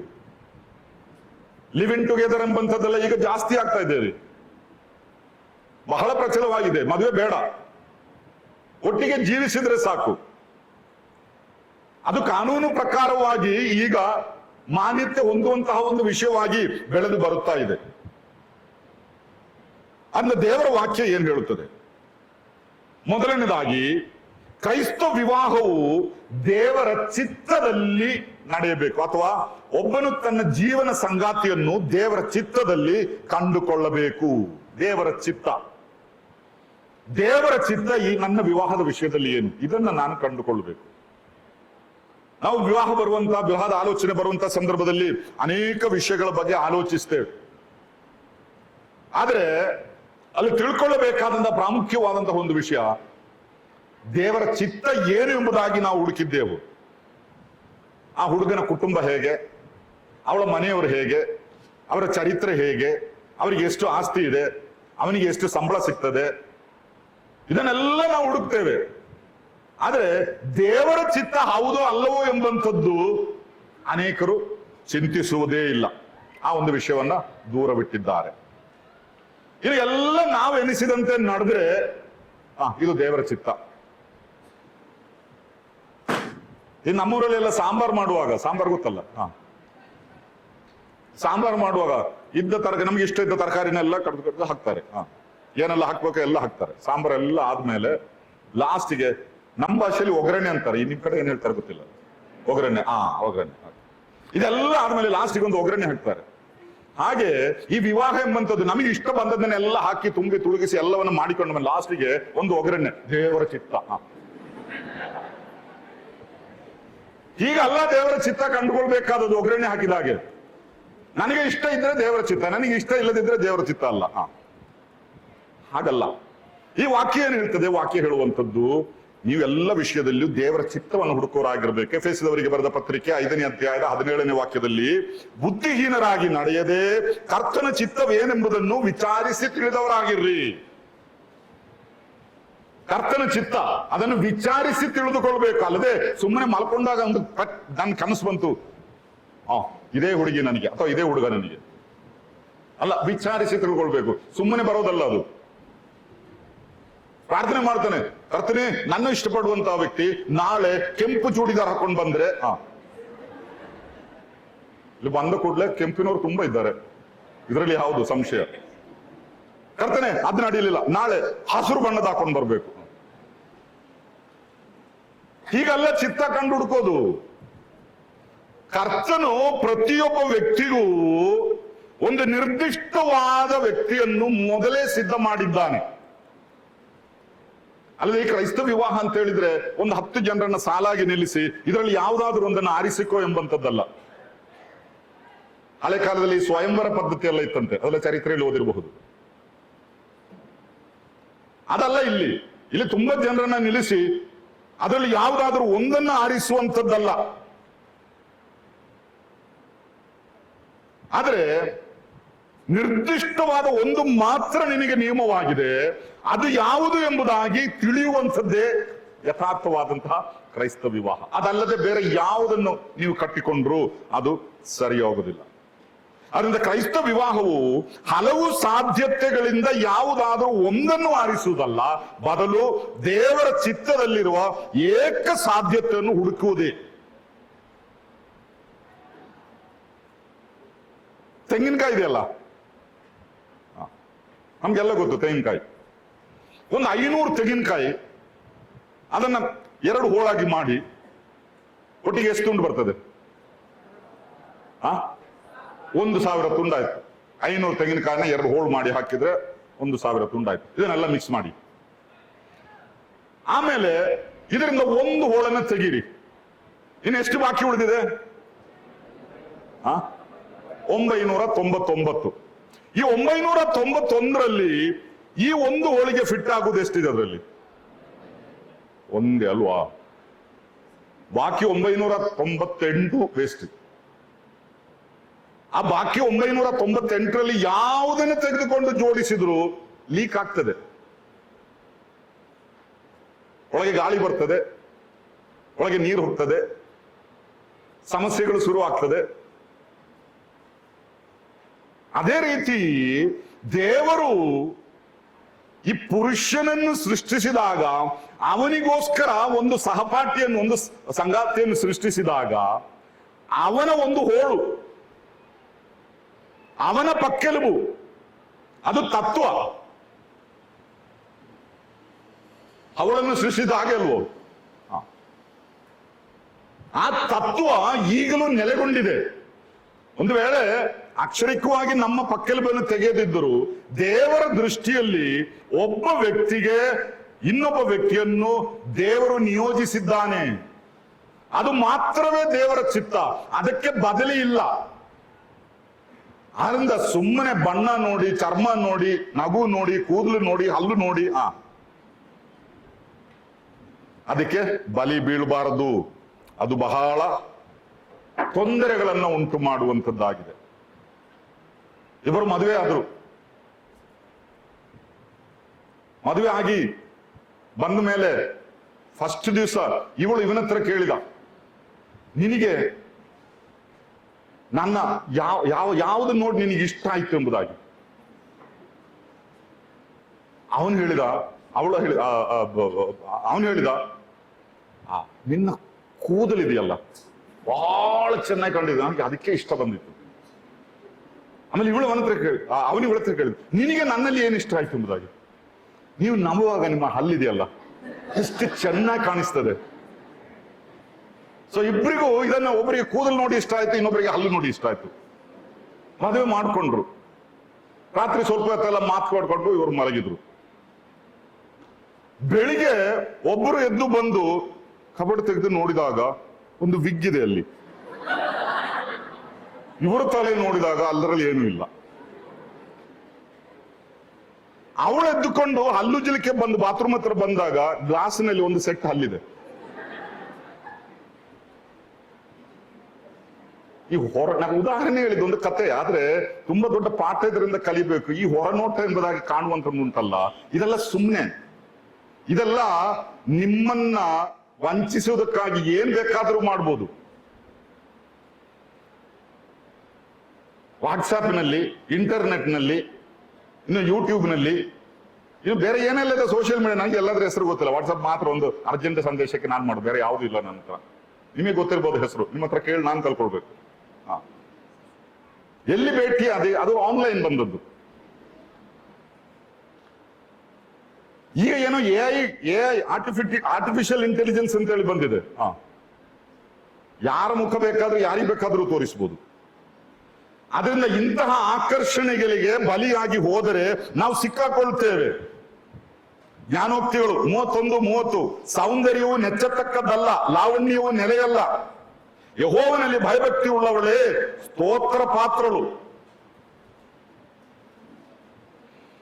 ಅಂದ್ರೆ ಹೊರನೋಟಕ್ಕೆ ನಾವು ಹೋಗ್ಬೇಕಾಗಿಲ್ಲ. ಹಣ, ದುಡ್ಡು, ಸಂಪತ್ತು ನೋಡ್ಕೊಂಡು ಹೋಗ್ಬೇಡ್ರಿ. ಜ್ಞಾನೋಕ್ತಿ 22:1 ವಾಕ್ಯ, ಬಹುಧನಕ್ಕಿಂತಲೂ ಒಳ್ಳೆಯ ಹೆಸರು ಉತ್ತಮ, ಬೆಳ್ಳಿ ಬಂಗಾರಕ್ಕಿಂತಲೂ ಸತ್ಕೀರ್ತಿಯು ಅಮೂಲ್ಯ. 4ನೇ ವಾಕ್ಯ, ಧನ ಮಾನ ಜೀವಗಳು ದೀನ ಭಾವಕ್ಕೂ ಯೆಹೋವನ ಭಯಕ್ಕೂ ಫಲ. ಬಹಳ ವ್ಯಕ್ತವಾಗಿ ನಾವು ಕಾಣುವಂಥದ್ದು. ಹೇಗೂ ಆ ವಿಷಯವನ್ನು ನಾನು ಅಲ್ಲಿ ಬಿಡ್ತೇನೆ. ಪ್ರಥಮವಾಗಿ, ಕರ್ತನೆ ನಿನ್ನ ಚಿತ್ತ ಏನು? ಈ ದೇವರ ಚಿತ್ತ ಹೇಗೆ ಕಂಡುಕೊಳ್ಬೇಕು? ಈ ದೇವರ ಚಿತ್ತ ಕಂಡುಕೊಳ್ಳಬೇಕಾದ್ರೆ ಅದನ್ನು ನಾವು ವಿಚಾರಿಸಿ ತಿಳಿದುಕೊಳ್ಳಬೇಕು. ಅದನ್ನೇ ನಾವು ನೋಡಿದ್ದು ಎಫೆಸ 5:17 ವಿಚಾರಣೆ. ಈ ವಿಚಾರಣೆ ಯಾರೊಂದಿಗೆ? ದೇವ ಭಯ ಉಳ್ಳವರೊಂದಿಗೆ, ದೇವ ಭಕ್ತಿ ಉಳ್ಳವರೊಂದಿಗೆ. ಅದರಿಂದ ಈ ಕ್ರೈಸ್ತ ವಿವಾಹ ಅಂದ್ರೆ ಚುಪ್ಪಾಗಿ, ಗುಪ್ತವಾಗಿ, ಯಾರಿಗೂ ಗೊತ್ತಿಲ್ಲದೆ ಇಬ್ಬರು ಮಾತ್ರ ಪ್ಲಾನ್ ಮಾಡ್ಕೊಂಡು ಎಲ್ಲಿಯೋ ಹೋಗಿ ಏನೋ ಮಾಡ್ಕೊಂಡು ಆಮೇಲೆ ಬಂದು, ಅಮ್ಮ ಮದುವೆ ಆಯ್ತು ನಮ್ದು. ಧೈರ್ಯ ಇದ್ರೆ ಕೆಲವರು ಅಮ್ಮನ ಹತ್ರ ಬರ್ತಾರೆ, ಅಪ್ಪನ ಹತ್ರ ಬರ್ತಾರೆ. ಇಲ್ಲದಿದ್ರೆ ಕೆಲವರು ಸೀದಾ ಪೊಲೀಸ್ ಸ್ಟೇಷನ್ ಹೋಗಿ ಅಲ್ಲಿ ಸರೆಂಡರ್ ಆಗ್ತಾರೆ. ಪ್ರಾಯಪೂರ್ತಿ ಆದಂತ ಗಂಡು ಹೆಣ್ಣು ಅವರ ವಿವಾಹವಾಗಬಾರ್ದು ಅಂತ ಹೇಳಲಿಕ್ಕೆ ನೀವು ಯಾರು ಎಂಬುದಾಗಿ ಪೊಲೀಸ್ ಕೇಳಿದರೆ ಅಪ್ಪ ಅಮ್ಮ ಚುಪ್ ಮಾಡ್ಕೊಂಡು ಹಿಂದೆ ಬರ್ತಾರೆ. ಅವ್ರಿಗೆ ಏನ್ ಮಾತಾಡ್ಲಿಕ್ಕೆ ಆಗೋದಿಲ್ಲ. ಆದ್ರೆ ಕ್ರೈಸ್ತ ವಿವಾಹವು ಹಾಗೆ ಅಲ್ಲ. ಅನೇಕರೊಂದಿಗೆ ವಿಚಾರಿಸಿ ದೇವಜನರ ಹಿರಿಯರ ಸಲಹೆಯ ಮೇರೆಗೆ ನಡೆಯಬೇಕಾದಂತಹ ಒಂದು ವಿಷಯ ಎಂಬುದಾಗಿ ನಾವು ವ್ಯಕ್ತವಾಗಿ ಕಾಣುವವರಾಗಿದ್ದೇವೆ. ಇನ್ನು ಕರ್ತನ ಚಿತ್ತವನ್ನ ಕಂಡುಕೊಳ್ಳುವುದಾದ್ರೆ ತಂದೆ ತಾಯಿಗಳಿಗೆ ಮಕ್ಕಳ ವಿವಾಹದ ಕಾರ್ಯದಲ್ಲಿ ಒಂದು ದೊಡ್ಡ ಸ್ಥಾನವಿದೆ. ಅದನ್ನು ಯಾರಿಗೂ ಅಲ್ಲಗಳಿಲಿಕ್ಕಾಗುವುದಿಲ್ಲ. ನಾವು ಮಲಾಖಿಯನ ಗ್ರಂಥ 1ನೇ ಅಧ್ಯಾಯದ 6ನೇ ವಾಕ್ಯದಲ್ಲಿ ಒಂದು ಮಾತು ಓದುತ್ತೇವೆ. ಮಲಾಖಿ 1:6, ನನ್ನ ನಾಮವನ್ನು ಧಿಕ್ಕರಿಸುವ ಯಾಜಕರೇ, ಮಗನು ತಂದೆಗೆ ಮಾನ ಸಲ್ಲಿಸುತ್ತಾನಲ್ಲ, ಆಳು ಧಣಿಗೆ ಭಯಭಕ್ತಿ ತೋರಿಸುತ್ತಾನಷ್ಟೇ. ನಾನು ತಂದೆಯಾಗಿರಲು ನನಗೆ ಸಲ್ಲುವ ಮಾನವೆಲ್ಲಿ? ಇಲ್ಲಿ ದೇವರು ಇಸ್ರಾಯೇಲರೊಂದಿಗೆ ಕೇಳುವಂತ ಒಂದು ಪ್ರಶ್ನೆ. ಆದ್ರೆ ಅದರಲ್ಲಿ ಆತನು ಉಪಯೋಗಿಸುವಂತ ಉದಾಹರಣೆ, ಮಗನು ತಂದೆಗೆ ಮಾನ ಸಲ್ಲಿಸುತ್ತಾನಲ್ಲ, ಸಲ್ಲಿಸಲೇಬೇಕು, ವ್ಯಕ್ತವಾಗಿ ಹೇಳುವಂಥದ್ದು. ಮಕ್ಕಳೇ, ನಿಮ್ಮ ತಂದೆ ತಾಯಿಗಳಿಗೆ ಅಧೀನರಾಗಿರಿ, ಅಥವಾ ಅವರನ್ನು ಗೌರವಿಸಿ, ಅವರನ್ನ ಮಾನಿಸಿ. ಎಫೆಸದವರಿಗೆ ಬರೆದ ಪತ್ರಿಕೆ 6ನೇ ಅಧ್ಯಾಯದ 4ನೇ ವಾಕ್ಯದಲ್ಲಿ ನಾವು ಓದುತ್ತೇವೆ. ನಿಮಗೆ ಜನ್ಮ ಕೊಟ್ಟು, ನಿಮಗೆ ಎಲ್ಲವನ್ನು ಕೊಟ್ಟು, ತಮ್ಮ ಜೀವಿತವನ್ನೇ ಮುಡಿಪಾಗಿಟ್ಟು, ಎಲ್ಲವನ್ನು ನಿಮಗೋಸ್ಕರ ತ್ಯಾಗ ಮಾಡಿ, ನಿಮ್ಮನ್ನು ವಿದ್ಯಾವಂತರನ್ನಾಗಿ ಮಾಡಿ, ನೀವು ಸ್ವಂತ ಕಾಲಲ್ಲಿ ನಿಲ್ಲುವಂತ ಒಂದು ಪ್ರಾಯಕ್ಕೆ ಬಂದಾಗ ನಿಮ್ಮ ಅಪ್ಪ ಅಮ್ಮನನ್ನು ಕ್ಯಾರ್ ಮಾಡದ ಯಾರೋ ಒಬ್ಬನನ್ನು ಕರ್ಕೊಂಡು ಬಂದು ಅವರಿಗೆ ಕಣ್ಣೀರು ಕುಡಿಸಿದರೆ ಅದು ವಾಕ್ಯ ವಿರೋಧ ಎಂಬುದಾಗಿ ಹೇಳುವುದಕ್ಕೆ ನಾನು ಹಿಂಜರಿಯೋದಿಲ್ಲ. ಆದ್ರೆ ನನ್ನನ್ನು ಕೇಳುವಂತ ಯವನಸ್ಥ ಮಕ್ಕಳೇ, ಕೆಲವು ವಿಷಯ ಮಾತ್ರ ಹೇಳಿಕೆ ನನ್ನ ಮುಂದೆ ಸಮಯ, ಇವರೊಂದು ಟೈಮ್ ಲಿಮಿಟ್ ಕೊಟ್ಟಿದ್ದಾರೆ, ಅದಕ್ಕಿಂತ ಒಂದು 5 ನಿಮಿಷ ಹೆಚ್ಚು ನಾನು ತಗೊಳ್ತೇನೆ ಇವತ್ತು, ಅದು ತುಂಬಾ ಹೊತ್ತು ತಗೊಳ್ಳೋದಿಲ್ಲ. ಒಂದು ವಿಷಯ ಹೇಳುತ್ತೇನೆ, ನಿಮ್ಮ ವಿವಾಹದ ವಿಷಯದಲ್ಲಿ ನಿಮ್ಮನ್ನು ಪ್ರೀತಿಸಿ ಸಾಕಿ ಸಲಹಿ ತಮ್ಮ ಜೀವಿತವನ್ನೇ ಎಲ್ಲವನ್ನು ಬರಿದು ಮಾಡಿದಂತಹ ನಿಮ್ಮ ತಂದೆ ತಾಯಿಗಳು ನಿಮ್ಮ ವಿವಾಹದ ವಿಷಯದಲ್ಲಿ ಅವರು ಕೊರಗುವವರು, ಕಣ್ಣೀರು ಸುರಿಸುವವರು. ಆದರೆ ಆ ಕಣ್ಣೀರಿನ ಬೆಲೆ ನೀವು ಕೊಡಬೇಕಾಗ್ತದೆ. ಅವರನ್ನು ನೋಯಿಸಬೇಡಿ, ಅವ್ರು ಹೇಳಿದ್ದನ್ನೇ ಆಗ್ಬೇಕೆಂಬುದಾಗಿ ಎಲ್ಲ ನಾನು ಹೇಳೋದು. ಪ್ರಾಯಸ್ಥನಾದಂತಹ ಒಂದು ಸ್ತ್ರೀ ಅಥವಾ ಪ್ರಾಯಸ್ಥನಾದಂತಹ ಒಬ್ಬ ಪುರುಷ, ಅವನಿಗೋಸ್ಕರ ಒಂದು ಹೆಣ್ಣನ್ನು ಗಂಡನ್ನು ತಂದೆ ತಾಯಿಗಳು ಹುಡುಕ್ತಾರೆ, ಹಿರಿಯರು ಹುಡುಕುತ್ತಾರೆ. ಆ ಮಧ್ಯದಲ್ಲಿ ಅವನು ಸರಿಯಾದಂತಹ ಒಂದು ಜೊತೆಯನ್ನ ಕಂಡರೆ ಅದರ ಬಗ್ಗೆ ಅವನು ಚಿಂತಿಸಬಹುದು. ಆದರೆ ಅದನ್ನು ತಿಳಿಸಬೇಕಾದವರಿಗೆ ತಿಳಿಸಿ ಹೇಗೆ ಮುಂದೆ ಹೋಗಬೇಕು ಆ ರೀತಿಯಲ್ಲಿ ಹೋಗ್ಬೇಕು. ಅಲ್ಲದೆ ಅವರಿಬ್ಬರು ಮಾತ್ರ ಭೇಟಿ ಹಾಕೊಂಡು ಯಾರಿಗೂ ತಿಳಿಸದೆ ಗುಪ್ತವಾಗಿಟ್ಟುಕೊಂಡು ಪ್ಲಾನ್ ಮಾಡುವಂಥದ್ದಲ್ಲ. ಇವತ್ತು ಎಷ್ಟೋ ಕ್ರೈಸ್ತ ಕುಟುಂಬದಲ್ಲಿ ಪ್ರೀತಿಯಿಂದ ಮುತ್ತಿನಂತೆ ಬೆಳೆಸಿದಂತಹ ಗಂಡು ಮಕ್ಕಳು, ಒಂದು ವೇಳೆ ಕೆಲವರಿಗೆ ಒಂದೇ ಮಗನು, ಬೇರೆ ಯಾರು ಇಲ್ಲ, ಒಂದು ಹುಡುಗಿಯನ್ನು ಎಲ್ಲಿಂದಲೋ ಕಟ್ಟಿಕೊಂಡು ಬಂದ ಮೇಲೆ ಅವಳು ಹೇಳಿದಾಗೆ ಆಮೇಲೆ ಎಲ್ಲ, ಅಂದ್ರೆ ಬೆಳೆಸಿ ಕಲಿಸುವಾಗಲೇ ಹೇಳ್ತಾರೆ, ಏನಾದ್ರೂ ಒಂದು ಹಗ್ಗ ಅವನ ಸೊಂಟ ಕಟ್ಟಬೇಕಾದ್ರೆ ಒಂದು ತುದಿ ನಿನ್ನ ಕೈಯಲ್ಲಿ ಇರಬೇಕು. ಇದೇ ಅಪ್ಪ ಅಮ್ಮ ಹೇಳಿ ಕಲಿಸೋದು ಮನೆಯಿಂದ. ಬೇಸರ ಮಾಡ್ಕೊಳ್ಬೇಡಿ ತಂದೆ ತಾಯಿಗಳು. ಒಂದು ವಿಷಯ ನೆನೆಸಿಕೊಳ್ಬೇಕು, ದೇವರ ಮಕ್ಕಳು ಕುಟುಂಬದಲ್ಲಿ ವಿಶೇಷವಾಗಿ ಹೆಣ್ಣು ಮಕ್ಕಳನ್ನ ಬೆಳೆಸುವಾಗ ಅವರು ಹೋಗುವ ತವರಿನ ಆ ಮನೆಯಲ್ಲಿ ಅದಕ್ಕೆ ಆ ಮನೆಗೆ ಒಂದು ಆಶೀರ್ವಾದ ನಿಧಿ ಆಗುವುದಕ್ಕೋಸ್ಕರ ಅವರನ್ನು ಸಜ್ಜುಗೊಳಿಸಬೇಕು, ಹೊರತು ಆ ಮನೆಗೆ ದುರಂತ ತರುವಂತವರಾಗಿರಬಾರದು.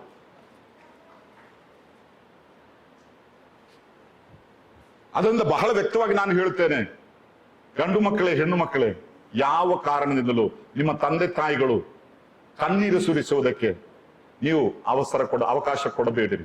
ಅವರೊಂದಿಗೆ ಮಾತನಾಡಿ ಚರ್ಚಿಸಿರಿ. ಅವರಿಗೆ ಸಲ್ಲತಕ್ಕಂತಹ ಆ ಒಂದು ಮಾನ್ಯತೆಯನ್ನು ನೀವು ಅವರಿಗೆ ಸಲ್ಲಿಸೋರಾಗಿರಿ. ಎಫೆಸದವರಿಗೆ ಬರೆದ ಪತ್ರಿಕೆ 6ನೇ ಅಧ್ಯಾಯದ ಮೊದಲನೇ 3 ವಾಕ್ಯಗಳಲ್ಲಿ ನಾವು ನೋಡುವಂಥದ್ದು, ನಿನ್ನ ತಂದೆ ತಾಯಿಗಳನ್ನು ಸನ್ಮಾನಿಸಿದ್ರೆ ನಿನಗೆ ಮೇಲಾಗುವುದು, ನೀನು ಭೂಮಿಯ ಮೇಲೆ ಬಹುಕಾಲ ಬದುಕುವಿ. ಆದ್ದರಿಂದ ದೇವರ ಚಿತ್ತ ಇದನ್ನು ಅರ್ಥ ಮಾಡಿಕೊಳ್ಳಬೇಕು, ಅದು ಪ್ರಾಮುಖ್ಯವಾದಂತಹ ವಿಷಯ. ಇನ್ನು ಕೆಲವು ಪ್ರಾಯೋಗಿಕ ವಿಷಯಗಳನ್ನು ಬೇಗ ಹೇಳಿ ನಾನು ಮುಂದೆ ಹೋಗುತ್ತೇನೆ. ವಿವಾಹಿತರಾಗುವವರು ಗಮನಿಸಬೇಕಾದ ಪ್ರಾಮುಖ್ಯವಾದ ಕೆಲವು ಪ್ರಾಯೋಗಿಕ ವಿಷಯಗಳು. ಒಂದು, ಒಬ್ಬ ವ್ಯಕ್ತಿಯು ತನ್ನ ಕುಟುಂಬ ಜವಾಬ್ದಾರಿಗಳನ್ನು ಸ್ವಯಂ ನಿಭಾಯಿಸಲು ಶಕ್ತನಾಗಿದ್ದೇನೆ ಎಂಬ ಆತ್ಮಧೈರ್ಯ ಉಂಟಾಗುವಾಗ ಮಾತ್ರ ವಿವಾಹದ ಕುರಿತಾಗಿ ಅವನು ಪರಿಗಣಿಸಬೇಕು. ನಾನು ನನ್ನ ಸ್ವಂತ ಕಾಲಲ್ಲಿ ನಿಲ್ಲುವುದಕ್ಕೂ ಕುಟುಂಬ ಜವಾಬ್ದಾರಿಯನ್ನ ನಿಭಾಯಿಸುವುದಕ್ಕೂ ಶಕ್ತನಾಗಿದ್ದೇನೆ ಎಂಬ ಧೈರ್ಯ, ಅಲ್ಲದೆ ಅಪ್ಪನ ಆಸ್ತಿ ನೋಡಿಕೊಂಡು ನಾನು ಮದುವೆ ಆಗ್ತೇನೆ ಎಂಬುದಾಗಿ ಯಾರು ನೆನೆಸೋದು ಸರಿಯಲ್ಲ. ನನ್ನ ಸ್ವಂತ ಕಾಲಲ್ಲಿ ನಿಲ್ಲಲಿಕ್ಕೆ ನನಗೆ ಕರ್ತನೊಂದು ಕುಟುಂಬವನ್ನು ಕೊಟ್ಟರೆ ಆ ಕುಟುಂಬದಲ್ಲಿ ನನಗೆ ಕೆಲವು ಜವಾಬ್ದಾರಿಗಳಿದೆ. ಪುರುಷರಿಗೂ ಇದೆ, ಸ್ತ್ರೀಯರಿಗೂ ಇದೆ. ಅದು 7ನೇ ಕ್ಲಾಸಿನಲ್ಲಿಯೋ 8ನೇ ಕ್ಲಾಸಿನಲ್ಲಿಯೋ ಕಲಿಯುವಾಗ ನಿಮಗೆ ಆಕರ್ಷಕವಾಗಿ ತೋರುವಂತದ್ದಲ್ಲ. 10ನೇ ಕ್ಲಾಸ್ ಹೆಂಗ್ ಪಾಸ್ ಆಗ್ಬೇಕಂತ ಇನ್ನೂ ನೀನ್ ಥಿಂಕ್ ಮಾಡಿಲ್ಲ, ಅದ್ರ ಮೊದಲು ಯಾರನ್ನ ಮದುವೆ ಆಗ್ತೇ ಎಂಬುದಾಗಿ ಥಿಂಕ್ ಮಾಡ್ತಾ ಇದೆಯಾ? ಅದೆಲ್ಲ ಬಾಲಿಷ್ಯವಾದ ವಿಷಯಗಳು, ಅದು ಸರಿಯಲ್ಲ. ಆದ್ರೆ ನಾನು ದೂರೋದಿಲ್ಲ, ಯಾಕಂದ್ರೆ ಈ ಪುಟ್ಟ ಮಕ್ಕಳ ಮನಸ್ಸು ಹಾಗೆ ಇರ್ತದೆ. ಆದ್ರೆ ಈ ಚಿಂತಾಗತಿಗಳೆಲ್ಲ ಬದಲಾಗ್ತದೆ. ಇನ್ನು ಎಲ್ಲಿಯಾದ್ರೂ ಒಂದು ಉರುಳಿಗೆ ಸಿಕ್ಕಾಕೊಂಡ್ರೆ ಆಮೇಲೆ ಇದರಿಂದ ಬಿಚ್ಚಿಕೊಂಡು ಬರ್ಬೇಕಂದ್ರೂ ಬಿಡೋದಿಲ್ಲ, ಅಂಟ್ಕೊಂಡ್ ಬಿಡ್ತದೆ. ಆಮೇಲೆ ನನ್ನನ್ನು ಬಿಟ್ಟು ಹೋದ್ರೆ ನಾನು ಮುಗಿಸ್ಕೊಳ್ತೀನಿ ನನ್ನನ್ನೇ, ಮತ್ತೆ ಇವನ ಒಳಗಡೆ ಹೋಗ್ಬೇಕು ಅವನಿಗೆ ಹೆದರಿಕೆ. ಇದೆಲ್ಲ ಓದ್ತೀವಲ್ಲ ಪೇಪರಲ್ಲಿ. ಆದ್ರಿಂದ ವಿವಾಹದ ಕುರಿತು ಯಾವಾಗ ಚಿಂತಿಸಬೇಕು, ನಾನು ಸ್ವಯಂ ನನ್ನ ಕಾಲಿನಲ್ಲಿ ನಿಂತು ನನ್ನ ಕುಟುಂಬ ಜವಾಬ್ದಾರಿಗಳನ್ನು, ಒಂದು ಸ್ತ್ರೀ ವಿವಾಹವಾದರೆ ಅವಳು ತಾಯಿಯಾಗುತ್ತಾಳೆ, ಪುರುಷನು ತಂದೆಯಾಗುತ್ತಾನೆ, ಅನೇಕ ಜವಾಬ್ದಾರಿಗಳಿದೆ. ಆ ಮನೆ ಮುಂದೆ ಸಾಗಬೇಕಾದ್ರೆ ಮನೆಗೆ ಖರ್ಚಿದೆ. ಇದನ್ನೆಲ್ಲ ಹೇಗೆ ನಾವು ಕ್ರೋಢೀಕರಿಸುತ್ತೇವೆ, ಇದರ ಬಗ್ಗೆ ಚಿಂತಿಸಿದ್ದೀರಾ? ಅಲ್ಲದೆ ಸುಮ್ಮನೆ ಮದುವೆ ಮದುವೆ ಮದುವೆ ಅಂತ ಹೇಳಿದ್ರೆ ನಿಮ್ಮ ಜೀವಿತವನ್ನು ನೀವೇ ಹಾಳು ಮಾಡಿಕೊಳ್ಳುವಂಥದ್ದು. ಅದರಿಂದ ಈ ಒಂದು ತತ್ವ ನಿಮ್ಮ ಜೀವಿತದಲ್ಲಿ ಬಹಳ ಪ್ರಾಮುಖ್ಯವಾದದ್ದು. ಎರಡನೇ ತತ್ವ, ಕರ್ತನು ನಿಮಗೋಸ್ಕರ ಒಬ್ಬ ನಿರ್ದಿಷ್ಟ ವ್ಯಕ್ತಿಯನ್ನು ಸಿದ್ಧಪಡಿಸಿದ್ದಾನೆ. ನಾನು ಈಗ ಹೇಳ್ತಾ ಬಂದಿದ್ದೆ, ಮತ್ತು ಅದಕ್ಕೆ ಯಾವುದೇ ಬದಲಿ ಇಲ್ಲ. ಇದನ್ನು ಗಮನದಲ್ಲಿಟ್ಟುಕೊಳ್ಬೇಕು. ಕರ್ತನು ಒಂದು ನಿರ್ದಿಷ್ಟ ವ್ಯಕ್ತಿಯನ್ನು, ಪ್ರತಿ ಪುರುಷನಿಗೂ ಅವನಿಗೆ ಯಾರು ಹೆಂಡತಿಯಾಗಿ ಬರಬೇಕು, ಪ್ರತಿ ಸ್ತ್ರೀಗೂ ಆಕೆಗೆ ಯಾರು ಗಂಡನಾಗಿ ಬರಬೇಕು, ದೇವರು ಮೊದಲೇ ಇದನ್ನು ನಿಶ್ಚಯಿಸಿ ಆತನು ಇಟ್ಟಿದ್ದಾನೆ. ಅದನ್ನು ಮಾತ್ರ ನೀವು ಹುಡುಕಬೇಕು. ಇದು ಕರ್ತನ ಚಿತ್ತವೋ ಅಷ್ಟೇ. ಅದನ್ನು ಯಾವಾಗಲೂ ಗಮನದಲ್ಲಿ ಇಟ್ಟುಕೊಳ್ಳಬೇಕು. ಇದು ದೇವರ ಚಿತ್ತ ಹೌದೋ ಅಲ್ಲವೋ ಎಂಬುದಾಗಿ ಖಚಿತಪಡಿಸಿಕೊಳ್ಳಬೇಕಾದ್ರೆ ಅದರ ಬಗ್ಗೆ ವಿಚಾರಿಸಿ ತಿಳಿದುಕೊಳ್ಳಿರಿ. ನಾವು ಓದಿದ್ದೇವೆ ವಾಕ್ಯ. ಒಬ್ಬ ಯವನಸ್ಥ, ಅವನಿಗೆ ಒಂದು ಹೆಣ್ಣು ಬೇಕು ಅಂತೇಳಿ ಅವನ ತಂದೆ ತಾಯಿಗಳು ಹುಡುಕ್ತಾ ಇದ್ರು. ಇವನ ಅಪ್ಪ ಅಮ್ಮ ಬಂದು ನನ್ನ ಹತ್ರ ಹೇಳಿದ್ರು, ಬ್ರದರ್ ನಿಮ್ಗೆಲ್ಲ ಪರಿಚಯ ಇರ್ಬೋದಲ್ಲ, ನೀವು ನೋಡಿ ಏನಾದ್ರೂ ಸಿಕ್ಕಿದ್ರೆ ಎಂಬುದಾಗಿ. ನಾನು ಎಲ್ಲಿಯಾದ್ರೂ ಇವನಿಗೆ ಯೋಗಿನ ಅಂದ್ರೆ ಸ್ವಲ್ಪ ಒಳ್ಳೆ ಡಾಕ್ಟರ್ ಆಗಿ ಎಲ್ಲ ಇರುವಂತ ಒಬ್ಬ ವ್ಯಕ್ತಿ, ಅವನಿಗೆ ಯೋಗ್ಯವಾದಂತಹ ಕೆಲವು ಆಲೋಚನೆಗಳೆಲ್ಲ ಬಂದಾಗ ನಾನು ಹೇಳಿದೆ ಹೀಗೆ ಒಂದು ಇದೆ. ಅಪ್ಪನ ಹತ್ರ ಹೇಳಿದ ಕೂಡಲೇ ಆ ಫೋಟೋ ಅವನಿಗೆ ಕಳಿಸಿಕೊಡಿ ಎಂಬುದಾಗಿ. ನಾನು ಇವನಿಗೆ ಕಳಿಸಿಕೊಡ್ತೇನೆ. 10 ನಿಮಿಷದಲ್ಲಿ ಇವನ ರಿಪ್ಲೈ ಬರ್ತದೆ, ಇದು ದೇವರ ಚಿತ್ತವಲ್ಲ. ಇವನ 10 ನಿಮಿಷದೊಳಗೆ ದೇವರ ಚಿತ್ತ ಕಂಡುಕೊಂಡಾಗಿದೆ ಬಿಡಿ. ಇನ್ನೊಂದು 1 ತಿಂಗಳು ಬಿಟ್ಟ ಮೇಲೆ ಬೇರೊಂದು ಬಂತು. ಅದು ಅಪ್ಪನ ಹತ್ರ ಕೇಳಿದಾಗ ಅವನಿಗೆ ಕಳಿಸಿಕೊಡಿ, ನಾನು ಕಳಿಸಿಕೊಟ್ಟೆ. ಅದು 10 ನಿಮಿಷದಲ್ಲಿ ದೇವರ ಚಿತ್ತ, ಇದು ದೇವರ ಚಿತ್ತವಲ್ಲ. ಹೀಗೊಂದು 3-4 ಸಾರಿ 10 ನಿಮಿಷದೊಳಗೆ ಇವನು ದೇವರ ಚಿತ್ತ ಕಂಡುಕೊಂಡ. ನನ್ಗೆ ಗೊತ್ತಾಯ್ತು ಇದರಲ್ಲಿ ಏನೋ ಸ್ವಲ್ಪ ಸಮಸ್ಯೆ ಇದೆ. ಆಮೇಲೆ 1-2 ತಿಂಗಳ ನಂತರ ನನಗೆ ಸುದ್ದಿ ಬಂತು, ಇವನು ಅವಿಶ್ವಾಸಿಯಾದಂತಹ ಅಕ್ರೈಸ್ತಳಾದಂತಹ ಒಬ್ಬ ಸ್ತ್ರೀಯನ್ನ ವಿವಾಹವಾಗಿ ಎಲ್ಲಿಯೋ ಹೋಗಿ ಜೀವಿಸ್ತಾ ಇದ್ದಾನಂತೆ. ನಾನು ಹೇಳುವಂಥದ್ದು, ನಾವು ಬಹಳ ಜಾಗೃತೆಯಿಂದ ಇರಬೇಕು ಇಂತಹ ವಿಷಯಗಳಲ್ಲಿ. ಈ ದೇವರು ಒಬ್ಬ ವ್ಯಕ್ತಿಯನ್ನ ಸೃಷ್ಟಿಸಿದ್ದಾನೆ, ಇಟ್ಟಿದ್ದಾನೆ ಎಂಬುದಾಗಿ ಹೇಳುವಾಗ ಈ ದೇವರ ಚಿತ್ತ ಕಂಡುಕೊಳ್ಳುವಾಗ ನನಗೆ ಮೊದಲೇ ನನ್ನ ಮನಸ್ಸಲ್ಲಿ ಒಂದು ಫಿಕ್ಸ್ ಆದದಿದೆ. ಅದಲ್ಲದೆ ಬೇರೆ ಯಾವುದು ಬಂದರೂ ಚಿತ್ತ ಅಲ್ಲ. ಅದನ್ನೇ ಯಾರಾದ್ರೂ ತಂದ್ರೆ ಇದು ದೇವರ ಚಿತ್ತ, ಆಗಲ್ಲ. ಅದು ನಿಮ್ಮ ಕಣ್ಣಿಗೆ ನೋಡ್ಲಿಕ್ಕೆ ಕೆಲವರು ಕರ್ರಗಿರ್ಬೋದು, ಕೆಲವರು ಬೆಳ್ಳಗಿರ್ಬೋದು, ಕೆಲವರು ಕುಳ್ಳಗಿರ್ಬೋದು, ಕೆಲವರು ದಪ್ಪಗಿರ್ಬೋದು. ದೇವರು ಅವರನ್ನು ಹಾಗೆ ಸೃಷ್ಟಿಸಿದ್ರೆ ನಾವು ಯಾಕ್ರಿ ದೂರಬೇಕು? ಅದು ಎರಡನೆಯ ತತ್ವ. ಮೂರನೇದಾಗಿ, ನೀವು ಸ್ವೀಕರಿಸಿಕೊಳ್ಳುವ ವ್ಯಕ್ತಿಯು ಕ್ರಿಸ್ತನಲ್ಲಿ ನಿಮ್ಮ ಸಹೋದರಿಯೋ ಸಹೋದರನೂ ಆಗಿರಬೇಕು, ಅಲ್ಲದೆ ವಿವಾಹ ನಂತರ ಮಾನಸಾಂತರ ಪಡಿಸುತ್ತೇನೆ ಎಂಬುದು ಸರಿಯಾದ ಧೋರಣೆ ಅಲ್ಲ. ಇವತ್ತು ಅನೇಕ ಕಡೆಗಳಲ್ಲಿ ಪರವಾಗಿಲ್ಲ ಬ್ರದರ್, ಆಮೇಲೆ ನಾವು ಅವರನ್ನ ದೀಕ್ಷಾ ಸ್ನಾನ ಮಾಡಿಸಿ ಸಭೆಗೆ ಸೇರಿಸ್ಕೊಳ್ತೇವೆ, ಇದೊಂದು ಅಡ್ಜಸ್ಟ್ ಮಾಡಿ. ಎಲ್ಲಿಂದ ಬಂದ್ರಿ ಈ ತತ್ವ ಎಲ್ಲ ಕ್ರೈಸ್ತ ಸಭೆಯೊಳಗೆ? ಬಾಕಿ ಎಲ್ಲ ಸರಿಯಾಗಬೇಕು. ದುಡ್ಡು ಸರಿಯಾಗಬೇಕು, ಕುಟುಂಬ ಸರಿಯಾಗಬೇಕು, ಹಿನ್ನೆಲೆ ಸರಿಯಾಗಬೇಕು, ಇನ್ನು ಕೆಲವರಿಗೆ ಮುಹೂರ್ತನೂ ಸರಿಯಾಗಬೇಕು. ಒಂದು ಮಾತ್ರ ಸರಿಯಾಗಿಲ್ಲ, ಏನು? ಅವನು ರಕ್ಷಿಸಲ್ಪಟ್ಟಿಲ್ಲ ಅಥವಾ ಅವಳು ವಿಶ್ವಾಸಿ ಅಲ್ಲ. ಅದು ಪರವಾಗಿಲ್ಲ, ನಾವು ಆಮೇಲೆ ಅಡ್ಜಸ್ಟ್ ಮಾಡ್ತೇವೆ. ನಮ್ಮ ಸಭೆಯಲ್ಲಿ ಹಿರಿಯರ ಹತ್ರ ಹೇಳಿದ್ರೆ, ಅವರು ದೀಕ್ಷಾಸನ ಮಾಡಿಸಿದವರಿದ್ದಾರೆ ಹಿರಿಯರು. ಮದುವೆಗೋಸ್ಕರ ದೀಕ್ಷಾಸನ ಕೊಟ್ಟು ಸರ್ಟಿಫಿಕೇಟ್ ಕೊಟ್ಟು ಮದುವೆ ಮಾಡಿಸಿದಂತಹ ಬ್ರದರನ್ ಸಭೆಯ ಹಿರಿಯರು ಎಷ್ಟು ಬೇಕು ಲೆಕ್ಕದಲ್ಲಿ ಹೇಳಲಿಕ್ಕೆ ನನಗೇನು ಭಯವಿಲ್ಲ. ಯಾರು ಕೊಡ್ತಾ ಇದ್ದು ನನಗೆ ಸಂಕೋಚ ಇಲ್ಲ. ಇದ್ದದನ್ನು ಇದ್ದಾಗ ಹೇಳಲೇಬೇಕು. ಇಂಥ ಪ್ರವಣತೆ ನಮ್ಮ ಸಭೆಗಳಲ್ಲಿ ನಿಲ್ಲದಿದ್ದರೆ ನಮ್ಮ ಈ ಮುಂದಿನ ಯುವ ಪೀಳಿಗೆಯನ್ನು ನಾವು ಬಲಿ ಕೊಡ್ತಾ ಇದ್ದೇವೆ. ಹಿರಿಯರೇ ಕೇಳಿರಿ, ಮದುವೆಗೋಸ್ಕರ ರಕ್ಷಿಸುವುದು ನಾವೇ ರಕ್ಷಿಸುವುದು, ದೇವರಲ್ಲ. ಮುಳುಗಿಸುವುದು ಇದೆಲ್ಲ ಬಾರದ ವಿಷಯಗಳು. ಆದ್ರಿಂದ ದೇವರ ವಾಕ್ಯ ವ್ಯಕ್ತವಾಗಿ ಹೇಳುವಂಥದ್ದು, ನೀವು ಅವಿಶ್ವಾಸಿಗಳೊಂದಿಗೆ ಇಜ್ಜೋಡಾಗಬೇಡಿರಿ.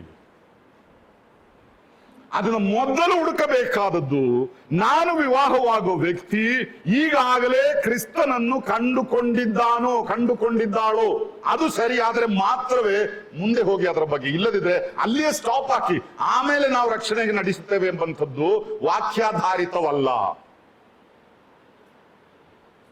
ಇದು ನಿಮಗೆ ಇಷ್ಟವಾದರೂ ಅಲ್ಲದಿದ್ದರೂ ಹೇಳದಿದ್ರೆ ಕಳಿಸಿದಾತನಿಗೆ ನಾನು ಲೆಕ್ಕ ಕೊಡ್ಬೇಕು. ಅದರಿಂದ ಹೇಳ್ತಾ ಇದ್ದೇನೆ. ಇನ್ನು ಎಲ್ಲಿಯಾದ್ರೂ ಅಂಥದ್ದು ಆಗಿ ಹೋದ್ರೆ ಇನ್ನೇನು ಮಾಡ್ಲಿಕ್ಕೆ ಸಾಧ್ಯವಿಲ್ಲ, ಬಿಟ್ಬಿಡ್ಬೇಡ್ರಿ. ಹಾಗೆ ವಾಕ್ಯದಲ್ಲಿ ಹೇಳೋದಿಲ್ಲ. ಆದದ್ದು ಆಗಿ ಹೋಯ್ತು, ಇದು ಒಂದೇ ಸಾರಿ ಆಗೋದು. ಜೀವಿಸುವಷ್ಟರವರೆಗೆ ನಾವು ಒಂದರಲ್ಲಿ, ಅದು ಯಾವ ರೀತಿಯಲ್ಲಿ ಆದ್ರೂ ಅದು ಬೇರೆ ವಿಷಯ, ಅದು ನಿಮಗೂ ದೇವರಿಗೂ ಬಿಟ್ಟಂತಹ ವಿಷಯ. ನಾಲ್ಕನೇದಾಗಿ, ವಿವಾಹದಲ್ಲಿ ನೀವು ಒಂದೇ ದೇಹವಾಗಿ ತೀರುವುದರಿಂದ ನಿಮ್ಮ ಸೇವೆ, ನಿಮ್ಮ ಕರೆ, ನಿಮ್ಮ ದರ್ಶನ ಇವುಗಳಿಗೆ ಪೂರಕವಾದ ವ್ಯಕ್ತಿಯೇ ನಿಮ್ಮ ಜೀವನ ಸಂಗಾತಿ ಆಗಿರಬೇಕು. ನಾನು ಹೇಳಿದ್ರ ಅರ್ಥ, ಇನ್ನು ಮೇಲೆ ನೀವು ಎರಡಲ್ಲ, ನೀವು ಒಂದೇ ದೇಹವಾಗಿದ್ದೀರಿ. ನಾವು ಓದ್ತೇವೆ ಒಂದೇ ದೇಹ. ಈ ಒಂದೇ ದೇಹ ಎಂಬಂಥದ್ದು ಈ ಗಂಡ ಹೆಂಡತಿಯ ಸಂಬಂಧದಲ್ಲಿ ಮಾತ್ರ ಹೇಳಲ್ಪಟ್ಟಂತಹ ಒಂದು ಪದ. ಅಂದ್ರೆ ಇನ್ನು ವ್ಯತ್ಯಾಸವಿಲ್ಲ. ಆದ್ರಿಂದ ನೀವು ವಿವಾಹಿತರಾಗುವಂತಹ ವ್ಯಕ್ತಿ, ನಿಮಗೆ ದೇವರು ಕೊಟ್ಟಿರುವಂತಹ ಸೇವೆ, ನಿಮಗೆ ಸೇವೆಯಲ್ಲಿರುವಂತಹ ದರ್ಶನ, ನಿಮ್ಮ ದೇವರಿಂದ ನೀವು ಹೊಂದಿದ ಕರೆ, ಅದಕ್ಕೆ ಹೊಂದಿಕೊಳ್ಳುವಂಥದ್ದಾಗಿರಬೇಕು, ಅದಕ್ಕೆ ಪೂರಕವಾದದ್ದಾಗಿರಬೇಕು. ಅಲ್ಲದೆ ನೀನು ಎಡಕ್ಕಾದ್ರೆ ನಾನು ಬಲಕ್ಕೆ ಎಂಬುದನ್ನು ಆಗಬೇಡ್ರಿ. ನಿನಗಿಷ್ಟ ಬಂದಾಗೆ ನೀನಿರು, ನನಗಿಷ್ಟ ಬಂದಾಗೆ ನಾನು ಇರ್ತೇನೆ. ನಾನು ನನ್ನ ಅಪ್ಪಮ್ಮನ ನೋಡ್ಕೊಳ್ತೇನೆ, ನೀನ್ ನಿನ್ನ ಅಪ್ಪಮ್ಮನ ನೋಡ್ಕೋ. ಸಂಬಳದಲ್ಲಿ ಮಾತ್ರ ಮನೆ ಖರ್ಚು ಎಷ್ಟಿದೆ, ನಿನ್ನ ಶೇರ್ ಇಷ್ಟ ಹಾಕೋ, ನನ್ನ ಶೇರ್ ಇಷ್ಟೇ ಹಾಕ್ತೇನೆ. ಮತ್ತೆ ಒಟ್ಟಿಗೆ ಬರೋದು ಯಾವಾಗ? ರಾತ್ರಿ ಬೆಡ್ರೂಮಿಗೆ ಬರೋವಾಗ ಮಾತ್ರ. ಇದಾ ವಿವಾಹ ಜೀವಿತ ಅಲ್ಲ. ನೀವು ಒಂದೇ ದೇಹವಾಗಿದ್ರೆ ನಿಮ್ಮ ಸೇವೆ ಒಂದೇ, ನಿಮ್ಮ ಕರೆ ಒಂದೇ. ಸ್ವಾರ್ಥ ಸೇವೆಗೋಸ್ಕರ ಸಮರ್ಪಿಸಲ್ಪಟ್ಟ ಎಷ್ಟೋ ಯೌವನ ಸಹೋದರರು ಸಹೋದರಿಯರು ವಿವಾಹದ ನಂತರ ಯಾವ ಪ್ರಯೋಜನವಿಲ್ಲದೆ ಅವರ ಜೀವಿತವನ್ನು ಹಾಳು ಮಾಡ್ತಾ ಇರೋದನ್ನು ನಾನು ಸಾಕಷ್ಟು ಕಂಡಿದ್ದೇನೆ. ಸೇವೆಗೆ ಕರೆಯಲ್ಪಟ್ಟವರಾದ್ರೆ ಸೇವೆಯ ಕುರಿತಾಗಿ ದರ್ಶನ ಉಳ್ಳವರನ್ನೇ ನೀವು ವಿವಾಹವಾಗಬೇಕು. ಅಲ್ಲದೆ ಹೊರಗಿನ ವಿಷಯಗಳನ್ನ ಮಾತ್ರ ನೋಡಿಕೊಂಡು ಆದರೆ ಅದರಿಂದ ಯಾವ ಲಾಭವೂ ನಿಮಗೆ ಉಂಟಾಗುವುದಿಲ್ಲ. ಐದನೇದಾಗಿ, ಆತ್ಮಿಕ ಪಕ್ವತೆಯುಳ್ಳ ಹಿರಿಯರ ಸಲಹೆಗಳನ್ನು, ಮಾರ್ಗದರ್ಶನಗಳನ್ನು ಪರಿಗಣಿಸಬೇಕು.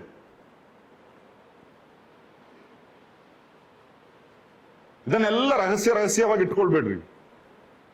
ವಿವಾಹ ಎಂಬುದು ಒಂದು ರಹಸ್ಯವಾದಂತಹ ವಿಷಯ ಅಲ್ಲ, ಇದು ಬಹಿರಂಗವಾದ ವಿಷಯ. ಅದರಿಂದ ಒಂದು ಮದುವೆ ಆಲೋಚನೆ ಬಂದರೆ ಅಥವಾ ಒಂದು ವ್ಯಕ್ತಿಯನ್ನು ಇಷ್ಟಪಟ್ಟರೆ ನೀವು ಯಾವಾಗಲೂ ನೆನೆಸಿಕೊಳ್ಳಬೇಕಾದದ್ದು, ಅದರ ಕುರಿತು ಆತ್ಮೀಯ ಪಕ್ವತೆ ಉಳ್ಳಂತಹ ಹಿರಿಯರೊಂದಿಗೆ ಮಾತನಾಡಿ ಅವರ ಸಲಹೆಯನ್ನು ನೀವು ಪಡೆದುಕೊಳ್ಬೇಕು. ಅದರಲ್ಲಿ ನಿಮ್ಮ ತಂದೆ ತಾಯಿಗಳು ಒಳಗೊಂಡಿದ್ದಾರೆ. ಅವರಿಗೆ ಎಷ್ಟು ಆತ್ಮೀಯ ಪಕ್ವತೆ ಇದೆ ಎಂಬುದು ನನಗೆ ಗೊತ್ತಿಲ್ಲ. ಯಾಕಂದ್ರೆ ಕೆಲವು ತಂದೆ ತಾಯಿಗಳು ಮಕ್ಕಳು ಅಂದ್ರೆ ಏನೋ ಒಂದು ವ್ಯಾಪಾರ ವಸ್ತು, ಎಷ್ಟು ಲಾಭ ಗಳಿಸ್ಲಿಕ್ಕೆ ಆಗ್ತದೆ ಅದನ್ನ ಮಾತ್ರ ನೋಡು ಅಂತವ್ರು ಇದ್ದಾರೆ. ಕೆಲವರು, ಎಲ್ಲರೂ ಹಾಗಲ್ಲ. ಆತ್ಮಿಕರಾದ ತಂದೆ ತಾಯಿಗಳು ಧಾರಾಳವಾಗಿದ್ದಾರೆ. ಆದ್ರಿಂದ ಸಲಹೆ ಬೇಕು, ಮಾರ್ಗದರ್ಶನಗಳು ಬೇಕು. ಇದು ವಾಕ್ಯಕ್ಕನುಗುಣವಾದಂತಹ ವಿಷಯವೇ. ಅವರು ಅವರ ಅನುಭವದಿಂದ, ವಾಕ್ಯದ ಆಧಾರದಲ್ಲಿ ನಿಮಗೆ ಕೆಲವು ಸಲಹೆಗಳನ್ನು ಕೊಡುತ್ತಾರೆ. ಅದನ್ನು ಸ್ವೀಕರಿಸಬೇಕು. ಇಂತಿಂಥ ಕಾರಣಗಳಿಂದ ಇದು ಬೇಡ ಎಂಬಂಥದ್ದು ಅವ್ರು ಯಾರಾದರೂ ಹೇಳಿದರೆ ಅದು ಬೇಡ ಎಂಬುದಾಗಿ ನೀವು ಒಪ್ಪಿಕೊಳ್ಬೇಕು. ಅಲ್ಲದೆ ಇದನ್ನೇ ಆಗಬೇಕು ಎಂಬುದಾಗಿ ಹೇಳಿದರೆ ಅದು ನಡೆಯೋದಿಲ್ಲ. ಆರನೇದಾಗಿ, ವಿವಾಹವು ಅನ್ಯೋನ್ಯ ಷರತ್ತುಗಳ ಆಧಾರದಲ್ಲಿ ಆಗಿರಬಾರದು, ಬದಲು ಅನ್ಯೋನ್ಯ ಪೂರ್ಣ ಸ್ವೀಕರಣೆ ಮತ್ತು ಸಮರ್ಪಣೆ ಆಧಾರದಲ್ಲಿ ಆಗಿರಬೇಕು. ಷರತ್ತುಗಳಲ್ಲ. ಇಂಗ್ಲಿಷ್ನಲ್ಲಿ ಉಪಯೋಗಿಸಲ್ಪಟ್ಟಂತ ಮಾತು marriage is not an agreement, it is A covenant. ಮದುವೆ ಎಂಬಂಥದ್ದು ಒಂದು ಕರಾರಲ್ಲ, ಇದು ಒಂದು ಒಡಂಬಡಿಕೆ. ಕರಾರಿಗೂ ಅಥವಾ ಒಪ್ಪಂದಕ್ಕೂ ಒಡಂಬಡಿಕೆಗೂ ವ್ಯತ್ಯಾಸವಿದೆ. ಮದುವೆ ಬಗ್ಗೆ ದೇವರ ವಾಕ್ಯ ಹೇಳುವಂಥದ್ದು ನಿನ್ನ ಒಡಂಬಡಿಕೆಯ ಹೆಂಡತಿ, the wife of your covenant. ಅಲಕಿನ ಗ್ರಂಥದಲ್ಲಿ ನೋಡ್ತೇವೆ. ಕವನೆಂಟ್ ಅಂದ್ರೆ ಯೇಸು ಕ್ರಿಸ್ತನು ಹೇಳ್ತಾನೆ, this is the new covenant in my blood. ಹೊಸ ನನ್ನ ರಕ್ತದಲ್ಲಿ ಸ್ಥಾಪಿಸಿದ ಹೊಸ ಒಡಂಬಡಿಕೆ, ಒಪ್ಪಂದವಲ್ಲ. ಅಂದ್ರೆ ಈ ಕ್ರೈಸ್ತ ವಿವಾಹ ಅಂದರೆ ಇದು ಒಂದು ಒಡಂಬಡಿಕೆ. ಆದ್ರೆ ಇದರಲ್ಲಿ ಷರತ್ತುಗಳನ್ನ ಹಾಕಿ, ಈ ಷರತ್ತುಗಳು ಎರಡು ಜನರು ಒಟ್ಟಿಗೆ ಸೇರ್ಕೊಂಡು ವ್ಯಾಪಾರ ಮಾಡುವುದಾದ್ರೆ ಇವರು ಒಂದು ಒಪ್ಪಂದ ಮಾಡಿಕೊಳ್ತಾರೆ. ಅದರಲ್ಲಿ ಕೆಲವು ಷರತ್ತುಗಳಿರ್ತದೆ. ಆ ಷರತ್ತನ್ನು ಮುಗಿದ್ರೆ ಈ ಒಪ್ಪಂದ ಕ್ಯಾನ್ಸಲ್. ನಿನ್ನ ಶೇರ್ ನಿನಗೆ, ನನ್ನ ಶೇರ್ ನನಗೆ. ವಿವಾಹದಲ್ಲಿ ಆಗೋದಿಲ್ಲ. ಇದು ಜೀವನ ಪರ್ಯಂತ ಒಟ್ಟಿಗೆ ಇರಬೇಕಾದಂತಹ ಒಂದು ಸಂಬಂಧವಾಗಿದೆ. ಏಳನೇದಾಗಿ, ಕ್ರೈಸ್ತ ವಿವಾಹವು ನಿಯೋಜಿತ ಸಾಕ್ಷಿಗಳ ಮುಂದೆ ತೀರ್ಮಾನಿಸಿ ನಿಶ್ಚಿತಾರ್ಥ ಆಗಿ ನಡೆಯಬೇಕಾದಂತಹ ವಿಷಯ. ಇವತ್ತಿನ ದಿವಸಗಳಲ್ಲಿ ವಿವಾಹ ನಿಶ್ಚಯ ಬೇಡ, ಅದು ಸುಮ್ಮನೆ ಒಂದು ದುರ್ವೆಚ್ಚ. ಅಷ್ಟು ದುಡ್ಡು ಯಾಕೆ ಖರ್ಚು ಮಾಡಬೇಕು? ನಾವು ಎರಡೂ ಕಡೆಯವರು ಇದ್ದದನ್ನೆಲ್ಲ ಹಾಕೊಂಡು ಒಂದು ದೊಡ್ಡ ಸಮಾರಂಭ ಮಾಡೋಣ, ದೊಡ್ಡ ಮದುವೆ ಮಾಡೋಣ. ನಿಶ್ಚಯ ಯಾಕೆ ಬೇಕು ಎಂಬುದಾಗಿ ಕೇಳುವಂಥದ್ದಿದೆ. ಇಲ್ಲಿ ಒಂದು ವಿಷಯ ನೆನೆಸ್ಕೊಳ್ಬೇಕು. ಈ ಕ್ರೈಸ್ತ ಕುಟುಂಬ ಅಥವಾ ಕ್ರೈಸ್ತ ವಿವಾಹವೆಂಬಂಥದ್ದು ಕ್ರಿಸ್ತನಿಗೂ ಸಭೆಗೂ ಇರುವ ಸಂಬಂಧಕ್ಕೆ ಒಂದು ನೆರಳಾಗಿ ನಾವು ದೇವರ ವಾಕ್ಯದಲ್ಲಿ ನೋಡ್ತೇವೆ. ಎಫೆಸದವರಿಗೆ ಬರೆದ ಪತ್ರಿಕೆ 5ನೇ ಅಧ್ಯಾಯ. ಇದೆಲ್ಲ ಅದಕ್ಕೆ ಹೇಳಿದ್ದು ತುಂಬಾ ವಿಷಯ ಇದೆ ಅಧ್ಯಯನ ಮಾಡ್ಲಿಕ್ಕೆ ಹೋದ್ರೆ. ಒಬ್ಬ ವ್ಯಕ್ತಿಯ ರಕ್ಷಣೆ, ಅವನು ಕ್ರಿಸ್ತನನ್ನ ಸ್ವೀಕರಿಸಿ ಸಭೆಗೆ ಸೇರುವಾಗ ಅವನೊಂದಿಗೆ ನಡೆಯುವಂತಹ ಒಂದು ನಿಶ್ಚಿತಾರ್ಥ. ಅದೇ ಕೊರಿಂಥದವರಿಗೆ ಬರೆದ 2ನೇ ಪತ್ರಿಕೆಯ 11ನೇ ಅಧ್ಯಾಯದ 2ನೇ ವಾಕ್ಯದಲ್ಲಿ ಪೌಲನು ಹೇಳುವಂಥದ್ದು, ನಾನು ನಿಮ್ಮನ್ನು ಒಬ್ಬನೇ ಪುರುಷನಿಗೆ ನಿಶ್ಚಿತಾರ್ಥ ಮಾಡಿದ್ದೇನೆ. ರಕ್ಷಣೆ ಬಗ್ಗೆ ಹೇಳುವಂಥದ್ದು. ಮದುವೆ ಇನ್ನೂ ಆಗಿಲ್ಲ. ಆ ನಿಶ್ಚಿತಾರ್ಥ ಎಂಬಂಥದ್ದು ನಾವು ಅದನ್ನು ಬಹಿರಂಗವಾಗಿ ಸಾಕ್ಷಿ ಕೊಡುತ್ತೇವೆ. ಅದೇ ರಕ್ಷಿಸಲ್ಪಟ್ಟವರು ದೀಕ್ಷಾ ಸ್ನಾನ ಮಾಡಿಸ್ಕೊಳ್ತಾರೆ ಎಂಬುದಾಗಿ ಹೇಳ್ತೇವಲ್ಲ. ದೀಕ್ಷಾ ಸ್ನಾನ ಅಂದ್ರೆ ಏನು? ನಾವು ತೆಗೆದುಕೊಂಡ ಆ ತೀರ್ಮಾನ, ಆ ನಿಶ್ಚಯವನ್ನು ನಾವು ಬಹಿರಂಗ ಪಡಿಸ್ತಿದ್ದೇವೆ, ಅಲ್ಲದೆ ಗುಟ್ಟು ಗುಟ್ಟಾಗಿ ಇಟ್ಟುಕೊಳ್ಳೋದಲ್ಲ. ಅದಕ್ಕೆ ಸಾಕ್ಷಿ. ಅಂದ್ರೆ ಒಂದು ವಿವಾಹ ಕಾರ್ಯವು ನೆರವೇರಬೇಕಾದ್ರೆ ಅದನ್ನು ನಾವು ಸಾಕ್ಷಿಗಳ ಮುಂದೆ ಮಾಡಬೇಕು. ಇದು ಇಂಥ ದಿವಸ ನಡೀಲಿಕ್ಕೆ ನಾವು ತೀರ್ಮಾನಿಸಿದ್ದೇವೆ, ಅದಕ್ಕೆ ನಮ್ಮ ಮನೆಯವರ ಒಪ್ಪಿಗೆ ಇದೆ, ನಮ್ಮ ಸಭೆಯವರ ಒಪ್ಪಿಗೆ ಇದೆ, ಹಿರಿಯರ ಒಪ್ಪಿಗೆ ಇದೆ. ಆಮೇಲೆ ಆ ವಿವಾಹ ನಡಿಬೇಕು. ಇನ್ನು ಅನೇಕ ವಿಷಯಗಳಿದೆ, ನಾನು ಇಲ್ಲಿಗೆ ಮುಗಿಸ್ತೇನೆ ಅಂತ ಹೇಳಿದ ಟೈಮ್ ಮುಗೀತು. ಇದು ಒಂದು ಬಹಳ ಆಳವಾದಂತಹ ಒಂದು ವಿಷಯ. ಆದ್ರೆ ಒಂದು ಮಾತು, ಯಾವ ರೀತಿಯಲ್ಲಿ ಆದರೂ ಒಮ್ಮೆ ನೀವು ಔದ್ಯೋಗಿಕವಾಗಿ ವಿವಾಹಿತರಾದರೆ ಮತ್ತೆ ಮರಣವು ನಿಮ್ಮನ್ನು ಬೇರ್ಪಡಿಸುವವರೆಗೆ ಅದರಿಂದ ಮುಕ್ತಿ ಇಲ್ಲ. ನಾಳೆ ಇಷ್ಟ ಇಲ್ಲ, ಇವತ್ತು ಇಷ್ಟ ಆಯ್ತು, ಇಷ್ಟದಂತೆ ನಾವು ಮಾಡ್ಕೊಂಡಿದ್ದೀವಿ, ನಾಳೆ ಇಷ್ಟ ಇಲ್ಲ, ಅದರಿಂದ ಬೇರ್ಪಡ್ತೀವಿ ಎಂಬುದಕ್ಕೆ ಯಾವ ಸಾಧ್ಯತೆಯೂ ದೇವರ ವಾಕ್ಯದಲ್ಲಿಲ್ಲ. ಅದು ವಾಕ್ಯ ಅನುವದಿಸುವಂತದ್ದಲ್ಲ. ನೀವು ಬಿಟ್ಟರು, ಇಟ್ಟುಕೊಂಡರು, ಒಟ್ಟಿಗೆ ಇದ್ದರು, ಬೇರೆ ಬೇರೆ ಇದ್ದರು, ಏನೆಲ್ಲ ಮಾಡಿದ್ರು, ಔದ್ಯೋಗಿಕವಾಗಿ ನೀವು ವಿವಾಹ ಮಾಡಿಕೊಂಡಂತಹ ನಿಮ್ಮ ಜೀವನ ಸಂಗಾತಿ ಮರಣವು ನಿಮ್ಮನ್ನು ಅಗಲಿಸುವವರೆಗೆ ಅಥವಾ ಯೇಸು ಕ್ರಿಸ್ತನು ಬಂದು ಸಭೆಯನ್ನ ತನ್ನೊಂದಿಗೆ ಎತ್ತಿಕೊಳ್ಳುವವರೆಗೆ ನಿಮ್ಮ ಗಂಡನೋ ಹೆಂಡತಿಯೋ ಹಾಗೆ ಉಳಿಯುತ್ತಾರೆ. ಬಾಕಿ ಎಲ್ಲ ನಮ್ಮ ಕಲ್ಪನೆಗಳು. ಡಿವೋರ್ಸ್ ಮಾಡಬೇಕು, ಬಿಟ್ಟು ಬಿಡಬೇಕು, ಬೇರೆ ಆಗ್ಬೇಕು, ಅದ್ರ ಬಗ್ಗೆ ಎಲ್ಲ ಮಾತಾಡ್ಲಿಕ್ಕೆ ಟೈಮ್ ಇಲ್ಲ. ಆದ್ರಿಂದ ಈ ಕ್ರೈಸ್ತ ವಿವಾಹದ ಬಗ್ಗೆ ಬಹಳ ಗಾಂಭೀರ್ಯತೆಯಿಂದ ನೀವು ಚಿಂತಿಸ್ರಿ. ಇದು ಹುಡುಗಾಟಿಗೆ ಅಲ್ಲ, ಮಕ್ಕಳಾಟಿಗೆ ಅಲ್ಲ, ಇಷ್ಟ ಬಂದ ಹಾಗೆ ಮಾಡಿಕೊಳ್ಳುವಂಥದ್ದಲ್ಲ. ಆಮೇಲೆ ದೊಡ್ಡ ತೊಂದರೆಗೆ ನಾವು ಸಿಕ್ಕಾಕೊಳ್ತೇವೆ. ಈ ವಿಷಯಗಳನ್ನ ಗಮನದಲ್ಲಿಟ್ಟುಕೊಂಡು ಈ ವಿಷಯದಲ್ಲಿ ಮುಂದೆ ಹೋಗುವುದಕ್ಕೆ ದೇವರು ನಮಗೆ ಸಹಾಯ ಮಾಡಲಿ. ಒಂದೇ ಒಂದು ಪ್ರಾರ್ಥನೆ ಯಾವಾಗಲೂ ನಿಮ್ಮ ಹೃದಯದಲ್ಲಿ, ಕರ್ತನೇ, ನನ್ನ ಆಯ್ಕೆಯಲ್ಲಿ ನಾನು ತಪ್ಪಿ ಹೋಗಬಾರದು, ನಿನ್ನ ಚಿತ್ತ ಮಾತ್ರ ನೆರವೇರಲಿ, ನಿನ್ನ ಚಿತ್ತ ಮಾತ್ರ ನೆರವೇರಲಿ, ನಿನ್ನ ಇಷ್ಟ ನನ್ನ ಇಷ್ಟವಾಗಿ ತೀರಲಿ, ಅಲ್ಲದೆ ನನ್ನ ಇಷ್ಟವನ್ನು ನಿನ್ನ ಇಷ್ಟವನ್ನಾಗಿ ಪರಿವರ್ತಿಸುವಂಥದ್ದಲ್ಲ. ಈ ಒಂದು ಪ್ರಾರ್ಥನೆಯಿಂದ ನೀವು ಮುಂದೆ ಸಾಗಿರಿ. ಆತನಲ್ಲಿ ನೀವು ಭರವಸೆ ಇಟ್ಟರೆ ಆತನು ಖಂಡಿತವಾಗಿಯೂ ನಿಮ್ಮನ್ನ ಕೈ ಬಿಡುವುದಿಲ್ಲ. ನಿಮಗೆ ಯೋಗ್ಯವಾದಂತಹ ಸರಿಯಾದಂತಹ ಒಂದು ಸಹಪಾಠಿಯನ್ನು ತಕ್ಕ ಸಮಯದಲ್ಲಿ ಆತನು ಕೊಡುತ್ತಾನೆ. ಅದಕ್ಕೋಸ್ಕರ ದೇವರು ನಿಮ್ಮನ್ನು ಆಶೀರ್ವದಿಸಲಿ. ಆಮೆನ್.